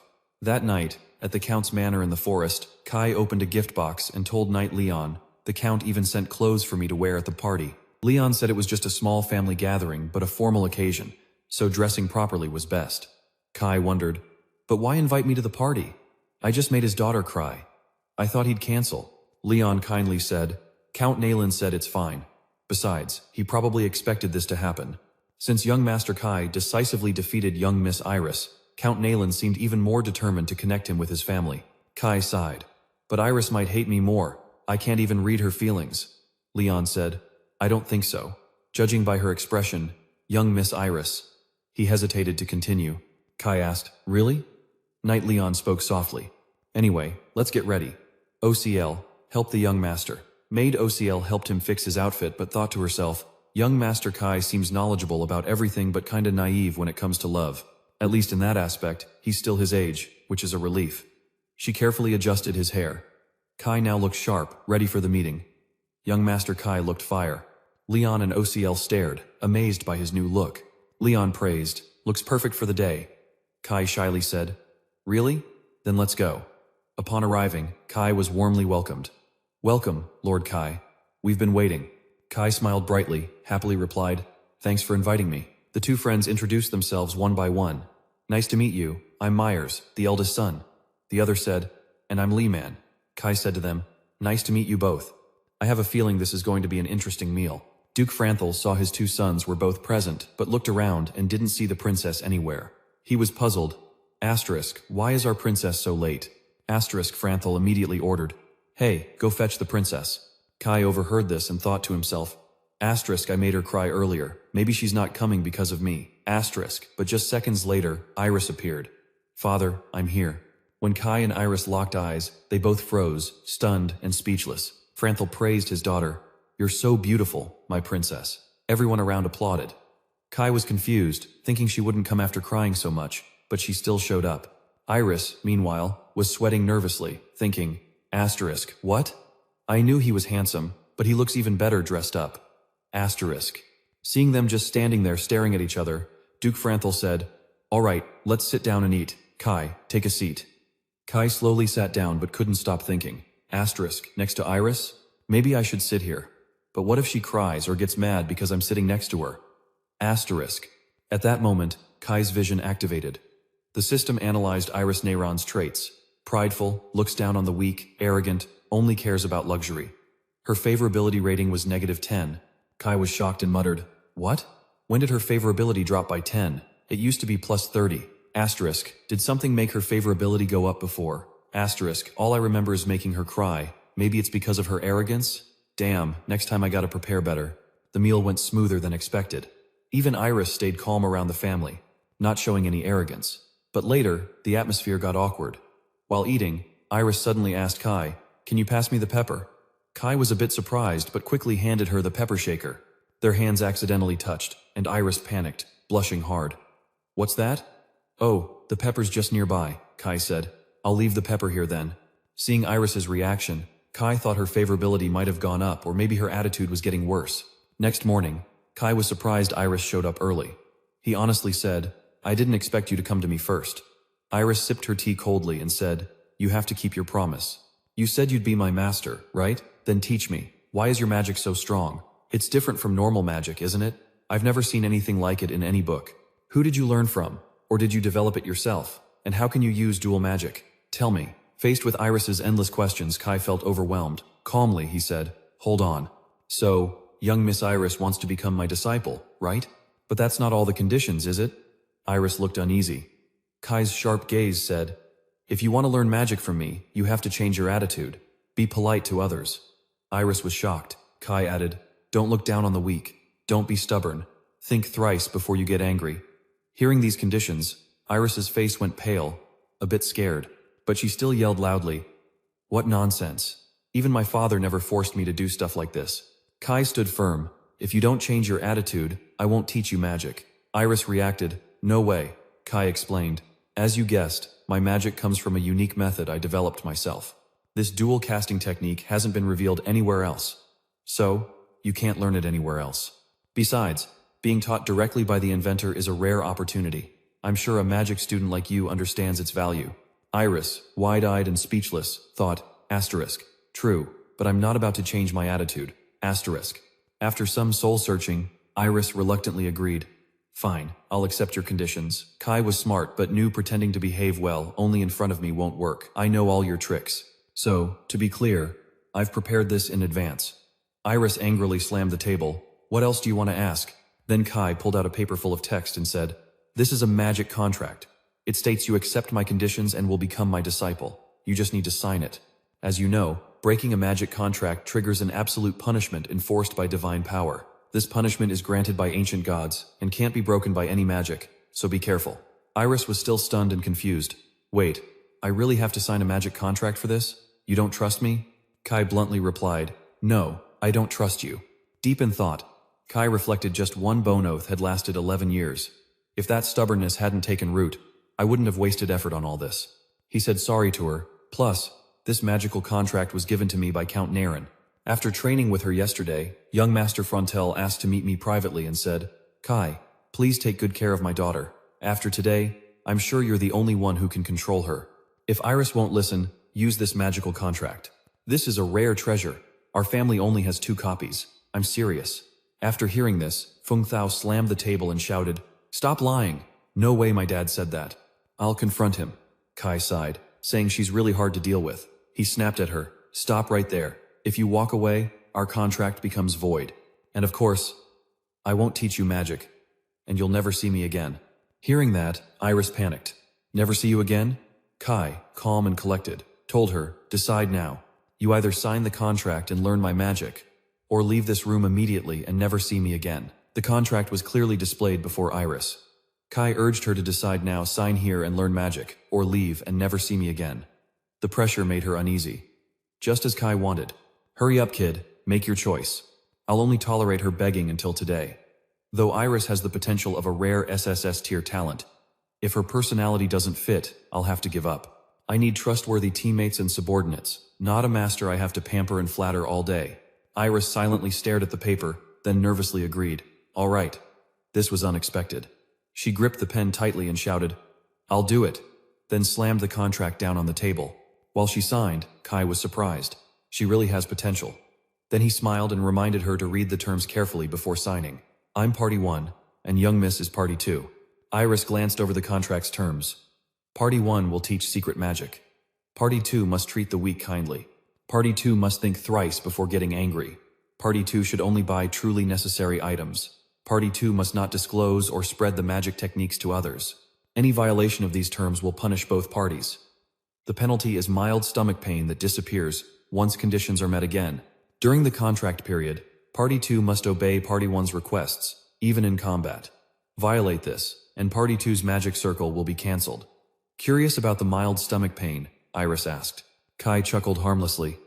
Yeah, just mild stomach pain. She thought she'd face a serious penalty, but it turned out nothing major. She reviewed again and said it seemed fine, but Kai smirked internally. She's agreeing without knowing the pain yet. Looking down a bit, Iris hesitated and asked, But this penalty is harsh. Do I really have to fight? Kai nodded. Of course. If you're scared of fighting, why bother learning stronger magic? Why do you want to learn magic? Iris paused, then answered, Because I want to be better than others. I like praise, the thrill of beating others and making them submit. I want everyone to look up to me and admire me. That's why I started learning magic. But lately, Iris's gaze changed. I started to truly like magic. I enjoy feeling my skills improve and getting stronger. It's exciting. She smiled. I don't mind studying all night just for that. Her answer made Kai see her differently. Exactly. That unique competitiveness and desire to improve, that's what I wanted to confirm. The key to becoming a mage isn't mana amount, but intellectual curiosity and a thirst to explore magic, a hunger for power. Without these, you can't get strong. These are the true traits of a mana companion. Iris said, I'll do everything. I want to be a battle mage. Since I first learned magic, I've wanted to be stronger. I want stronger magic, more power. Kai listened satisfied as Iris wrote her name on the magical contract. As she finished, the paper glowed and her name lit up on it. The magic-filled contract slowly rolled up in Kai's hand. The contract was complete. He smiled happily at Iris. I look forward to working with you. Hope young Miss becomes a trustworthy teammate in the future. Kai reached out to shake Iris's hand, making her jump and blush. Teammates? Sounds like a marriage proposal. Embarrassed, Iris asked, what are you talking about? I'll be someone you expect more from, got it? In Kai's confusion, she hurriedly ran out of the room, saying, we're done here, I'm off. Kai stared awkwardly at his hand in the air, wondering, what's wrong with her? Leon silently shook his head behind him, saying, Master Kai, you should watch your words more carefully. You know you're handsome, right? At that moment, OCL slowly stepped beside Kai, her expression like she had something to say.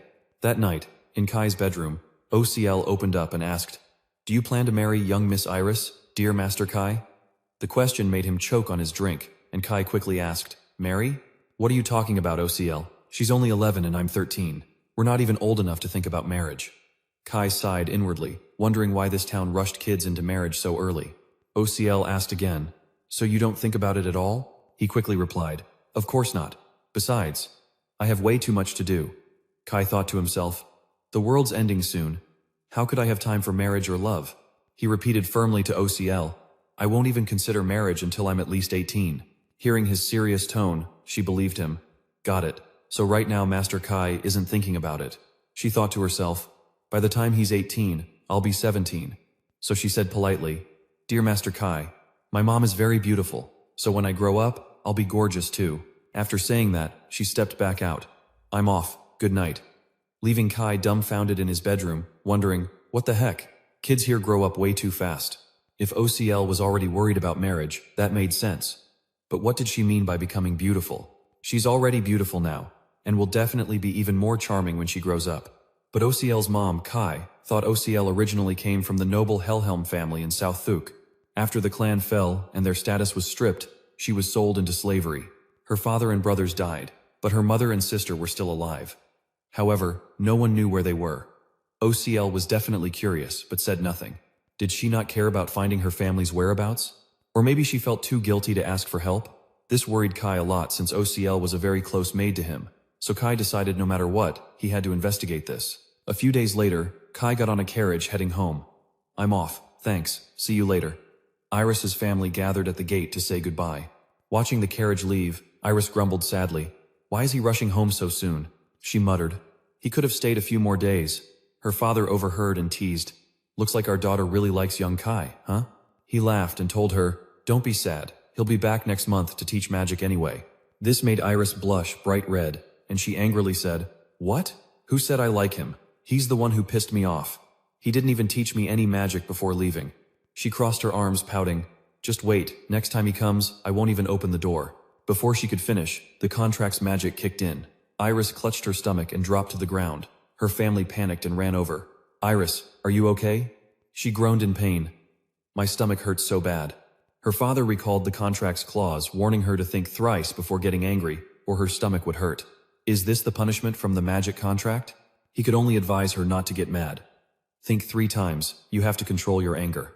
Then the pain will stop. Despite the pain, Iris couldn't hold back her anger. How can I not be mad? Damn Kai. Meanwhile, he was happily sitting in the carriage, enjoying the scenery outside. Kai sensed someone cursing him. Asterisk, I know who it is. Asterisk. After returning from Impelum, the first person Kai met was Abel.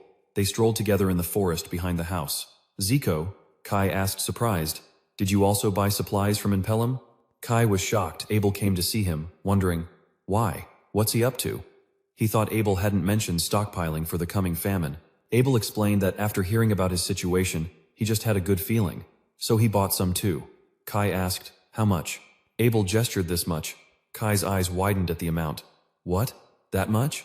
Though in reality, Abel bought 100 times more than him. Abel said, I just felt buying more is better. Even if I lose money, I won't blame you. Kai chuckled. I'm not worried about that. Kai thought silently. Asterisk, lose money? I'm about to get rich. Asterisk, he must be the type who always hits the jackpot, right? Abel asked. Gambling? That's a luxury I can't afford. So I've never tried. Kai painfully thought. Asterisk, with his luck, why bother? Asterisk, he envied Abel's chill attitude. That same day Kai returned to the castle and quickly headed to the training room. In the unfamiliar room, his father was practicing swordsmanship. Count Rim was sweating hard, training diligently with a wooden sword. Kai's voice rang beside him. "Did you call for me, master?" He appeared holding a face towel. The Marquis nodded and said, "Thanks. You're here. How was your trip to Ompelum?" He replied, "Count Nairon treated me very well. The trip was pretty comfortable." The Marquis wiped his sweat and nodded. "Good. I just got a letter from the Count. He said you'll be teaching magic to Iris." Kai admitted. "That's right. I ran into them by chance, and that's how it happened." He asked, "That girl is quite special, right?" In the Marquis's mind, Iris was like a proud little cat, always annoyed. Kai chuckled. "You already know, huh?" He advised him to teach her well. Kai replied, "Yes, I'll do my best." Then Kai asked, "Did the Count mention anything else?" The Marquis hesitated. "Ah, yes, there was. He talked about your engagement to Iris. But the Celtarian family has no tradition of early engagements. Neither the eldest nor the second son is engaged yet, so the youngest can't go first." Kai fully agreed. "Yes, I think so too. Besides, I have a lot to learn. I fell behind because of my illness the other day, so I need to catch up fast. So, no engagement for now. Can you help me handle this?" The Marquis nodded. "All right." With his approval, Kai felt relieved. "Thank you." He breathed easy, knowing he wouldn't be pressured about marriage anymore. But the Marquis behind him called out. He said, "I never intended to force you into a political marriage. Kai, even though your mother and I never officially married, it's not because she's of lower status." He touched the pendant around his neck. "And your mother didn't want that," he recalled her words. She said, "I don't need a formal marriage." Gently stroking her pregnant belly, she added, "I'm happy as things are." But the Marquis disagreed. "How could that be? If it's about status, she has nothing to worry about. Becoming a concubine is fine. I've already been approved by the ministers." But she shook her head. "I know, but I'm just the lady's maid to the Marquise. I feel guilty toward her, and it wouldn't be right for the two young masters who just lost their mother. I don't need a title, just you and the kids, and the baby in my belly, that's enough. You'll protect us, right?" That question stayed deep in his mind. Seeing his woman ask about her and the children's safety, she gently held his hand, and the Marquis was deeply moved. "Of course, I love you and the kids," he replied, pulling them into his arms. He told Kai, "Your mother and I loved each other and had you. When choosing a partner, consider the family's benefit, but don't worry about status differences," he slowly said. "I haven't done much for you yet, but from now on, I'll support whatever you want to do." He looked at Kai. "I'll always have your back, no doubt." These were words he'd never said before. Surprising, was he feeling guilty? Did the Marquis really have a father's love? But Kai denied it. "No, that's not all. If the youngest, who's not close to succession, marries a daughter from a powerful family and gains great strength, it could cause conflicts. Rimpton puts family above all. Until succession is fully stable, he wants to avoid any clashes." That was classic Rimpton thinking. Kai obediently said, "Yes, I understand. I'm still young and don't grasp all the complexities yet." Kai decided it's safer to just play the harmless youngest son for now. The Marquis frowned. "Exactly." After their talk, Kai said goodbye. "If that's all, I'll head to the library to study." The Marquis allowed him to leave. "All right, go ahead." He quietly watched Kai leave, thinking, "That kid. I mentioned Isa, but he avoided talking about her. He doesn't even call me father anymore." The Marquis took off the pendant from his neck. He carefully looked at the photo of the gentlewoman inside. "Isa, do you blame me too?" Outside in the sunlit hallway, Kai slowly walked toward the library. As he walked, Kai thought about the Marquis's words earlier, but felt nothing stirred. Then he suddenly remembered he forgot the dungeon loot. Damn, talking about Mom and the Marquis got me sidetracked. Now, going back to it would be weird.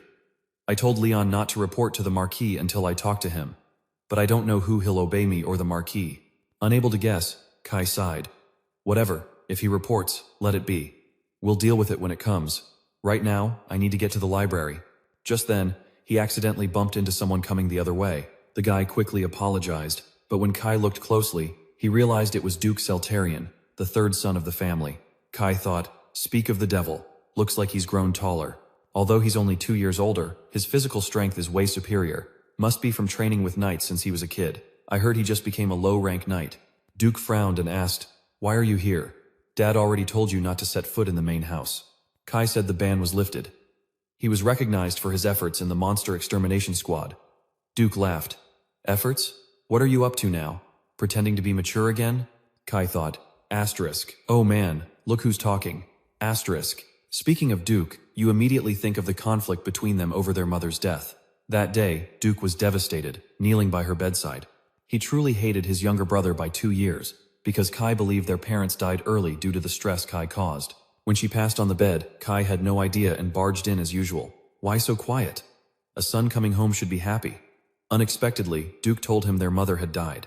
Kai was shocked seeing her motionless, no sound at all. Their mother smiled without feeling damn, she beat me to it. That comment made Duke furious. Kai got pissed, slammed him against the wall. How dare you say that? Mom worried about you so much, yet you keep causing trouble.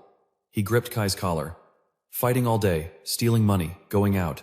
Do you know Mom got sick worrying about you? But you don't even know how serious Mom's illness was. Duke angrily shouted. It's all your fault. You killed Mom. The accusation stabbed Kai's heart. After a long silence, Kai struggled. Let go. Mom's death is my fault? Then who's responsible for my terminal illness? The kid teared up, asking, who gave birth to me in this miserable body? No answer came, and Kai took a hard punch. Duke himself hit his brother. Watching Kai collapse, Duke spat. You're worse than an animal. I held back when Mom was alive, but now I've reached my limit. He turned away, declaring, I don't have a brother like you. His words tormented Kai, tears still falling. Kai's trembling hand hit the floor as he screamed in despair. Damn it. These were all the memories Kai had of their brotherly relationship. He bowed his head sadly. Asterisk, this won't be easy to fix. Asterisk, Duke kept going. You say you've grown up? Don't make me laugh, I don't buy it. He pointed at Kai. I know your rotten nature better than anyone. Get out of this house and never show your face in the main house again. Kai was silent but couldn't stand this treatment anymore. He replied, that won't be easy. The family head officially lifted the ban and allowed me in. You have no right to override his orders. Kai stared coldly. Duke, do you think you're above the family head? Kai's defiance pissed him off. He gritted his teeth. You're trash. Then raised his hand. Right then, Adop appeared, grabbing his fist. Stop. Kai was surprised. Why did Adop suddenly show up? He said, you shouldn't hit your brother, Duke, especially in Dad's main house. Mentioning Dad sobered Duke. Sorry. Adop added, you should apologize to Kai, not me. Duke refused. I can't do that. Then I'll head out first. Adop. Kai said nothing, watching him walk away. Duke stubbornly rejected this brother. Watching him leave, Adop sighed. He's so stubborn, reminds me of someone. Only Kai thought Adop's timing was perfect, like he'd been watching for a bit. Adop put on a friendly face. You hurt anywhere, Kai? Duke's not always like that. Kai nodded. I know. I made a lot of mistakes before, so it's natural not to trust me. Adop placed a hand on his shoulder, whispering, but I trust you, Kai thought. Asterisk, so that's why he's been watching me like this. Asterisk. Outwardly, he politely said, thanks for trusting me, Adop continued. But hey, Duke's been learning swordsmanship from me. No matter how much he trains, his skills are just average. Maybe he's hit his limit. Kai, you're a mage who passed the silent box. You're on a whole different level than an average guy like Duke. I think teaching you would be way more interesting. If Duke annoys you, just tell me. I can send him somewhere else. His words caught Kai's attention. Duke's learning swordsmanship from Adop, and he's comparing me to Duke just to win me over? Is he really that jealous of me? Kai replied, you're too kind. I'm only at the first circle. I still have a lot to learn. He bowed. Well, I'll head to the library now. Thanks for your help. Adop didn't stop him, just said, yeah, study hard. Kai walked away slowly, wondering, asterisk, why is Adop teaching swordsmanship to an average talent like Duke? Adop's definitely not the type to care deeply about younger brothers, nor would he waste effort to mess with me. Asterisk. In the legendary defense, Duke never survived the rebellion, no matter the storyline. Maybe Adop was the one who dealt with Duke each time. But why? Kai thought carefully, guessing there might be a secret about Duke he didn't know. A few days later, during a peaceful town. Today was a beautiful day in the flower fields, and the village welcomed an old friend's return. It was Leon, carrying a gift box, distractedly recalling his return to the Marquise's tomb. After the report, the Marquis carefully noted that Kai seemed to have behaved well in Imperlum. This matched what Count Naren had written in his letter. The Marquis looked at him and asked if anything else happened on the way back. It was a usual question whenever Leon reported a mission. But this time, he hesitated. Remembering Kai's order to keep the dungeon and loot secret, he'd tell his father himself. Finally, he said there was nothing. A few low-level monsters appeared, but they weren't a real threat. The Marquis nodded, saying he understood, and to keep monitoring. With someone by Kai's side, I always feel at ease. In Leon's mind, the young master's orders took priority over the Lord's. He wondered if that was okay. Just then, someone called Leon. It was his father. The The two moved to a nearby river to fish. His father asked how long he'd stay this time. Leon said about half a day. He looked regretful. Too bad. You only get home every 6 months. Leon smiled. I'll try to come back more often. Then his father said he'd heard rumors that the young master had matured lately. Was that true? Leon touched the sword in his hand. Yes, I've become more responsible. That made Leon a bit proud inside. The two fished and chatted. He didn't expect his son to have served as Kai's bodyguard for so long. Leon calmly said he initially planned to finish his mission and return to the Sentai Knights to build his career. But then he fell silent, not finishing the sentence. Seeing his son struggle, his father didn't push and change the topic. So, any changes lately? Leon hesitated. I'm not sure. He recalled the night he got the new sword. Kai had said he always wanted to gift him a new blade. The sword he used before was too weak to withstand a high-level knight's power. If he went all out, the sword would break. That's why he always had to hold back his strength when using it. Leon was surprised. How did you know that? I learned a bit. Mages need to know basics about power and magic. Honestly, I picked most of this up from gaming. Kai smiled. You've needed a new sword for a long time, but since you've always been by my side as a bodyguard, you missed the chance to get a worthy sword. I felt a bit sorry about that. But now you finally have a new sword, so I worry less. Leon thought it strange why Kai acted like that back then, but felt grateful. Leon quickly said, Master Kai, you don't need to worry about stuff like that. Kai immediately shot back. What are you talking about? Of course I care. Leon, you're my knight. That answer shocked Leon. The words, my knight, were something even the Marquis never said to him. Renton had loyal people around since childhood. Leon could never fit in. In skills or relationships with masters, he couldn't compare. His father suddenly said, just do what you want. You've always been determined when you set your mind on something. Like when you joined the guild, even though our family is just a normal baronet. We only have the title and can't afford a proper swordsmanship teacher for you. But at 15, you took the exam yourself and got accepted. He smiled at him. You probably already know what you want in your heart. You just haven't realized it yet. His father's words echoed in his head. Don't worry about our family. The Marquis doesn't expect repayment from you. Besides, you're not his only knight, right? Leon smiled and nodded, feeling conflicted. After his father's advice, things felt less dull. I think you're right, Leon said. I'm the only one now. His father quickly saw the light return to his son's eyes. Just then, the community fishing rod twitched hard. Oh, one's hooked. Judging by its moves, it's definitely a big fish. Pull with all your strength. That night in the castle, Adop slammed the book shut. What? Aben came to mourn his sister? He asked quickly. You don't agree, right? Why only say now? Kai waved his hand. No, of course not. If I agreed, I wouldn't have told you. Based on that attitude, Kai guessed the guy thought he had his approval, and everyone else probably thought so too? Kai said, I was surprised when Aben suddenly talked to me. He never spoke to me before. Honestly, he's a bit scary, plus the age gap. Seeing Kai paying attention to Aben, Adop pretended to ask, why would he approach you without any motive? He's always like that. If it doesn't benefit him, he doesn't care. Now that you're learning magic, he's definitely trying to play the big bro role. Adop emphasized, adding that he didn't even look at Kai when she was sick. What a shameless guy. Kai didn't argue at all. Seeing Kai so obedient, he still worried. I almost thought Aben would snatch it, but this kid is mine. With Baron Jerome dead, we can't afford to lose any more power, so I can't let this happen. He's still just a Circle 1 kid, but better than nothing. Besides, there's a lot of potential for him to grow. Unlike Kai's gentle appearance, inside he thought about how he wasn't cared for when sick. Well, you're the same, Adop. Aben's approach is obvious. It just shows he values me now, not because I'm special. But to survive and defeat the dark immortal threatening the 6 palaces, I need the power of the Centean family, a swordsmanship clan. And to save the family, I have to crush Adop's ambition first. Kai told him. I also heard the eldest brother has been quietly up to something lately. Adop rubbed his chin, saying, he's bought a lot of grain from Enfin. Why does he need so much grain? Kai pretended not to understand, and said, I bought some too for my magic research. But Aben is researching magic too? Adop shook his head. He doesn't have a magic circle. That's weird. So you don't know anything about that? Kai replied, no idea. Sorry. I haven't heard anything. He completely believed Kai.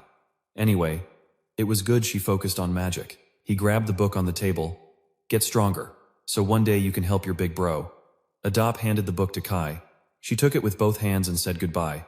I'll take my leave now. Outside, OCL overheard everything. She also easily noticed someone sneaking nearby. The person asked, you look down on me too? It was Daisy stepping out from the hallway corner. "Ah," she said angrily. "I didn't volunteer to be Adop's spy. My family's been taken hostage, and Adop is terrifying. He'll use any means necessary to get what he wants, so I have no choice but to obey orders." OCL told her. "Never show your act in front of Kai again," Daisy grumbled. "But I want to." Then she said to OCL, "You're lucky you don't have a family holding you back." That insult annoyed her instantly. Daisy said that and left immediately. Lady Daki quickly appeared beside OCL. She looked at her posing and said confidently, "I'm fine. I have Kai, so I don't feel lonely." Is she hinting I should ask Kai to find info about my family? She thought to herself, "No way, that's too hard. I don't even know if they're alive, and I don't want to be a burden to Lord Kai anymore. I know what happens to women sold from there. If I hadn't met Kai, then I might have." So OCL decided she needed to get stronger. For Lord Kai, who saved her. After days of training, Kai now controls fire magic more easily. Flames quickly flare up in his hands, growing stronger. The heat even reached where OCL stood. Kai shouted, "Fire missile!" The fire magic instantly gathered and shot in one direction. The flame flew like a powerful arrow toward the scarecrow. As soon as it hit, it exploded, blowing the straw scarecrow apart. The training ground was scorched black in one spot. He rubbed his hand tightly, amazed. So OP. Now he's fully mastered the second circle fire missile. Kai declared, "I've completely mastered the fire missile. Perfect timing. I've reached the second magic circle." Azor ran over. "You've worked hard practicing magic. Will you rest now?" But he said, "No, I still have things to do."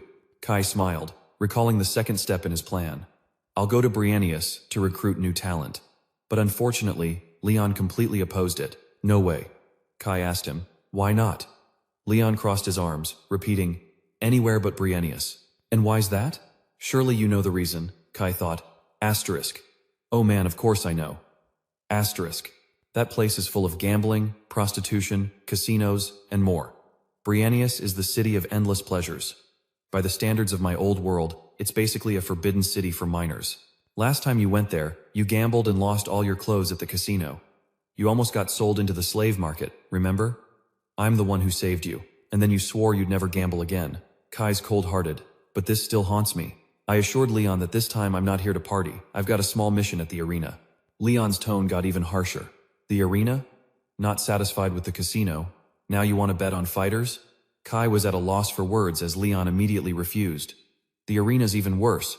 Now that you're back to normal, I can't let you go to such a dangerous place." "Stay at the mansion," he yelled, slamming the door shut.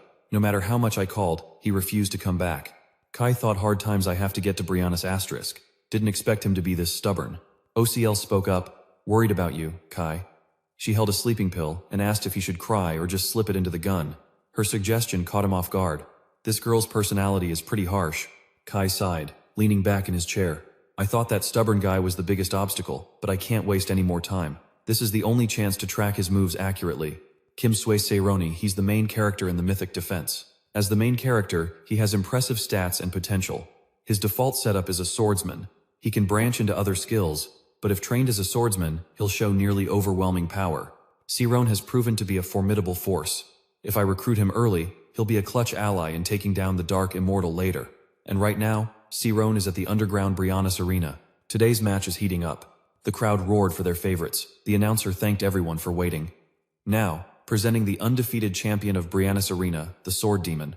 A shy kid with orange hair slowly stepped out. His expression was lifeless. The audience couldn't believe at times that Time's kid is the Sword Demon. That scrawny kid? Someone nearby asked if it was their first time here. That kid might look weak, but he climbed to this rank with just one sword. He's seriously scary. Rumor has it, his personality changes the moment he grabs his sword. The Sword Demon rolled his eyes and shifted attitude. He leapt into the air. Other fighters panicked. The Sword Demon chased like a ruthless villain. His face transformed, no one escapes him. His sword flashed, instantly killing a fleeing opponent. The blade was stained red. The Sword Demon eagerly asked, "Who's next?" Boom, he quickly eliminated every fighter. When the last one fell, the crowd outside went wild, cheering non-stop. The MC shouted, "That's the Sword Demon, another crushing victory." The Sword Demon was hyped as always. Despite his youthful looks, inside his head echoed a voice. "Kill more. Must kill more. More bloodshed." Just as dark thoughts took over, the Sword Demon's eyes widened. He collapsed in pain, dropping his sword. Then he passed out, waking up back in his cell. He slowly regained consciousness, gasping, looking unwell. He kept groaning. The guard asked if the kid looked about to faint. What if he dies? Another guard shrugged, saying to leave him be. His body's not fully developed and he pushed himself too hard, so he's hurting. But if left alone, he'll heal himself. The guard was shocked. Self-healing? He's a monster. It's crazy a kid like that is the sword demon. Where do they find people like him? The other guard said no idea. Heard he wandered from arena to arena. Just a kid with nowhere to go. No one knows if his parents died or abandoned him. He only knows his own name. The guard was curious. A name? Even the sword demon has a name? What is it? He rubbed his chin. Saron is his name, same age as me, so he's 13 now. In Brianna's arena, he's known as the sword demon. My expression lit up like never before. If Saron becomes mine, he'll be a legendary asset. I have to reach him before he leaves the arena. Can't miss this chance. Saron is a talented piece in my plan. That night, they immediately prepared a feast for Leon. Looks fire, let's eat. Enjoy, and thanks for the meal.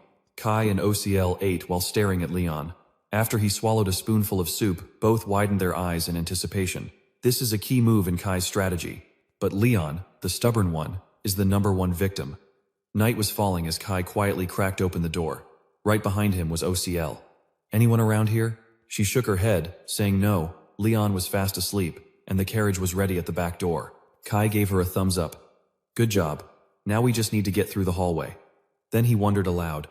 But why are we sneaking around like this? Leon's voice came from behind them. That's exactly what I want to know. You even made me take a pill. Kai was startled by him. Leon, how are you awake already? Leon snapped angrily. You really thought a sleeping pill would work on me? I pushed it out with my own chi. Kai silently blamed himself. I underestimated a high-level technician. But with the magical sleeping pill I made, I thought it could put you to sleep forever. Leon asked coldly. So what exactly are you two planning? Drug me to sleep? Sneak out of the mansion alone? Then what? Are you really planning to go to Pride Eaters? And OCL, as the head butler, shouldn't you be stopping Kai from leaving? What were you thinking going with him? Kai quickly stopped him. Hold on, Leon. OCL did nothing wrong. I convinced her, so don't blame her. Leon sighed. Lord Kai, security at Pride Eaters has gotten worse since the last visit. Pride Eaters is the most decadent city on the continent. Especially not a place for a girl like Ozo. It's way too dangerous. Leon said, Of course, with your magic, Kai, you could blow up the whole city to defend yourself. But is that really the kind of chaos you want to cause? His words made Kai pause a moment. Then he cracked a sly smile. Yeah, I'm gonna cause a big scene like that. The answer surprised Leon. Kai continued. But Leon, you're right. I can't do this alone. To be honest, I plan to destroy the slave arena in Pride Eaters, and I'll free the fighters trapped there. That's why I need to go to Pride Eaters. But to pull this off, I need you by my side. I know this is sudden, but I've thought about it for a long time. I can't stand seeing kids my age suffer like that anymore.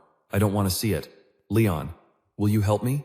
Seeing Leon's face moved by justice, Kai knew this kind of persuasion always worked on him. Well, I'm also planning to rescue Saren. So freeing slaves isn't a lie either. A few days later, someone appeared at the Pride Eaters casino who caught everyone's attention. Wherever this guy showed up, all eyes followed. Because he won every card game he played. Kai smiled, laying down his cards. Royal flush, straight flush, 4 of a kind. Spectators gasped. Kai's winning again. How many games has he won today? Even the dealer had been changed 3 times. Kai grinned proudly. Too easy, the dealer's got some serious skills. Before coming to Pride Eaters casino, they convinced Leon, but OCL couldn't enter here. However, we can't just walk straight into the underground arena. If we can't get in directly, then we'll make them come to us first. After winning several rounds in a row, someone from Pride Eaters approached him, just as Kai expected. You're amazing, sir. Kai glanced over to see Riddle clapping in praise, a true gentleman blessed with luck. This was the Lord of Pride Eaters, son of Viscount Remington. Kai shrugged. It's nothing. Riddle suggested. How about one more game? Put it all in. But Kai dropped his cards. No thanks. I'm bored of cards. Kai looked at Riddle sharply. Nothing more exciting? Something with blood and screams, something thrilling. Riddle immediately understood. Actually, there is something like that. Please follow me, sir. Before leaving, Kai reminded Leon to collect all the winnings. Riddle led the way, fully confident in his judgment. The servant nearby worriedly asked, Are you really going to hand over all the money? If you do, we'll be broke. Riddle waved him off. Just hand it over, we'll get it all back later. Start by letting him win a few rounds to hype him up, then make him lose everything. Kai responded. I was worried when I heard rumors he'd grown up, but he's still the same. Last time, Riddle's father carefully told Kai he was coming to Brienne's. I wonder what he's here for. Viscount Remington himself was worried about Kai's arrival. But Riddle thought, probably nothing. He's just here to play. Don't worry, Dad, I'll handle that idiot. Even if there are rumors he's changed, that's nonsense. He was born to cause trouble, and people don't change that easily. Riddle confidently told his father. Maybe he's just tired of pretending to be obedient at home and can't resist wanting to go out. If I play it cool and let him win some money, he'll be satisfied. The Viscount sighed and said, All right, I'll let you handle the Riddle household. Inside, he happily thought, Don't worry, bro, I'll strip him to the bone. Riddle led the way and said, Not just anyone can get in here. Only Lord Kai. I'm revealing this as a special privilege. Riddle rubbed his palms and said, You understand my loyalty, right? Kai nodded reluctantly. All right, I get it. Riddle smiled with squinted eyes. I'm sure you'll be pleased. We have everything you desire. In response, Kai said, Really looking forward to it. In his mind, he thought, Yeah, I'm seriously looking forward to seeing everything my beloved gets completely obliterated. That's it for this episode. Hope you guys drop lots of likes and shares to keep me motivated to make more Fire series.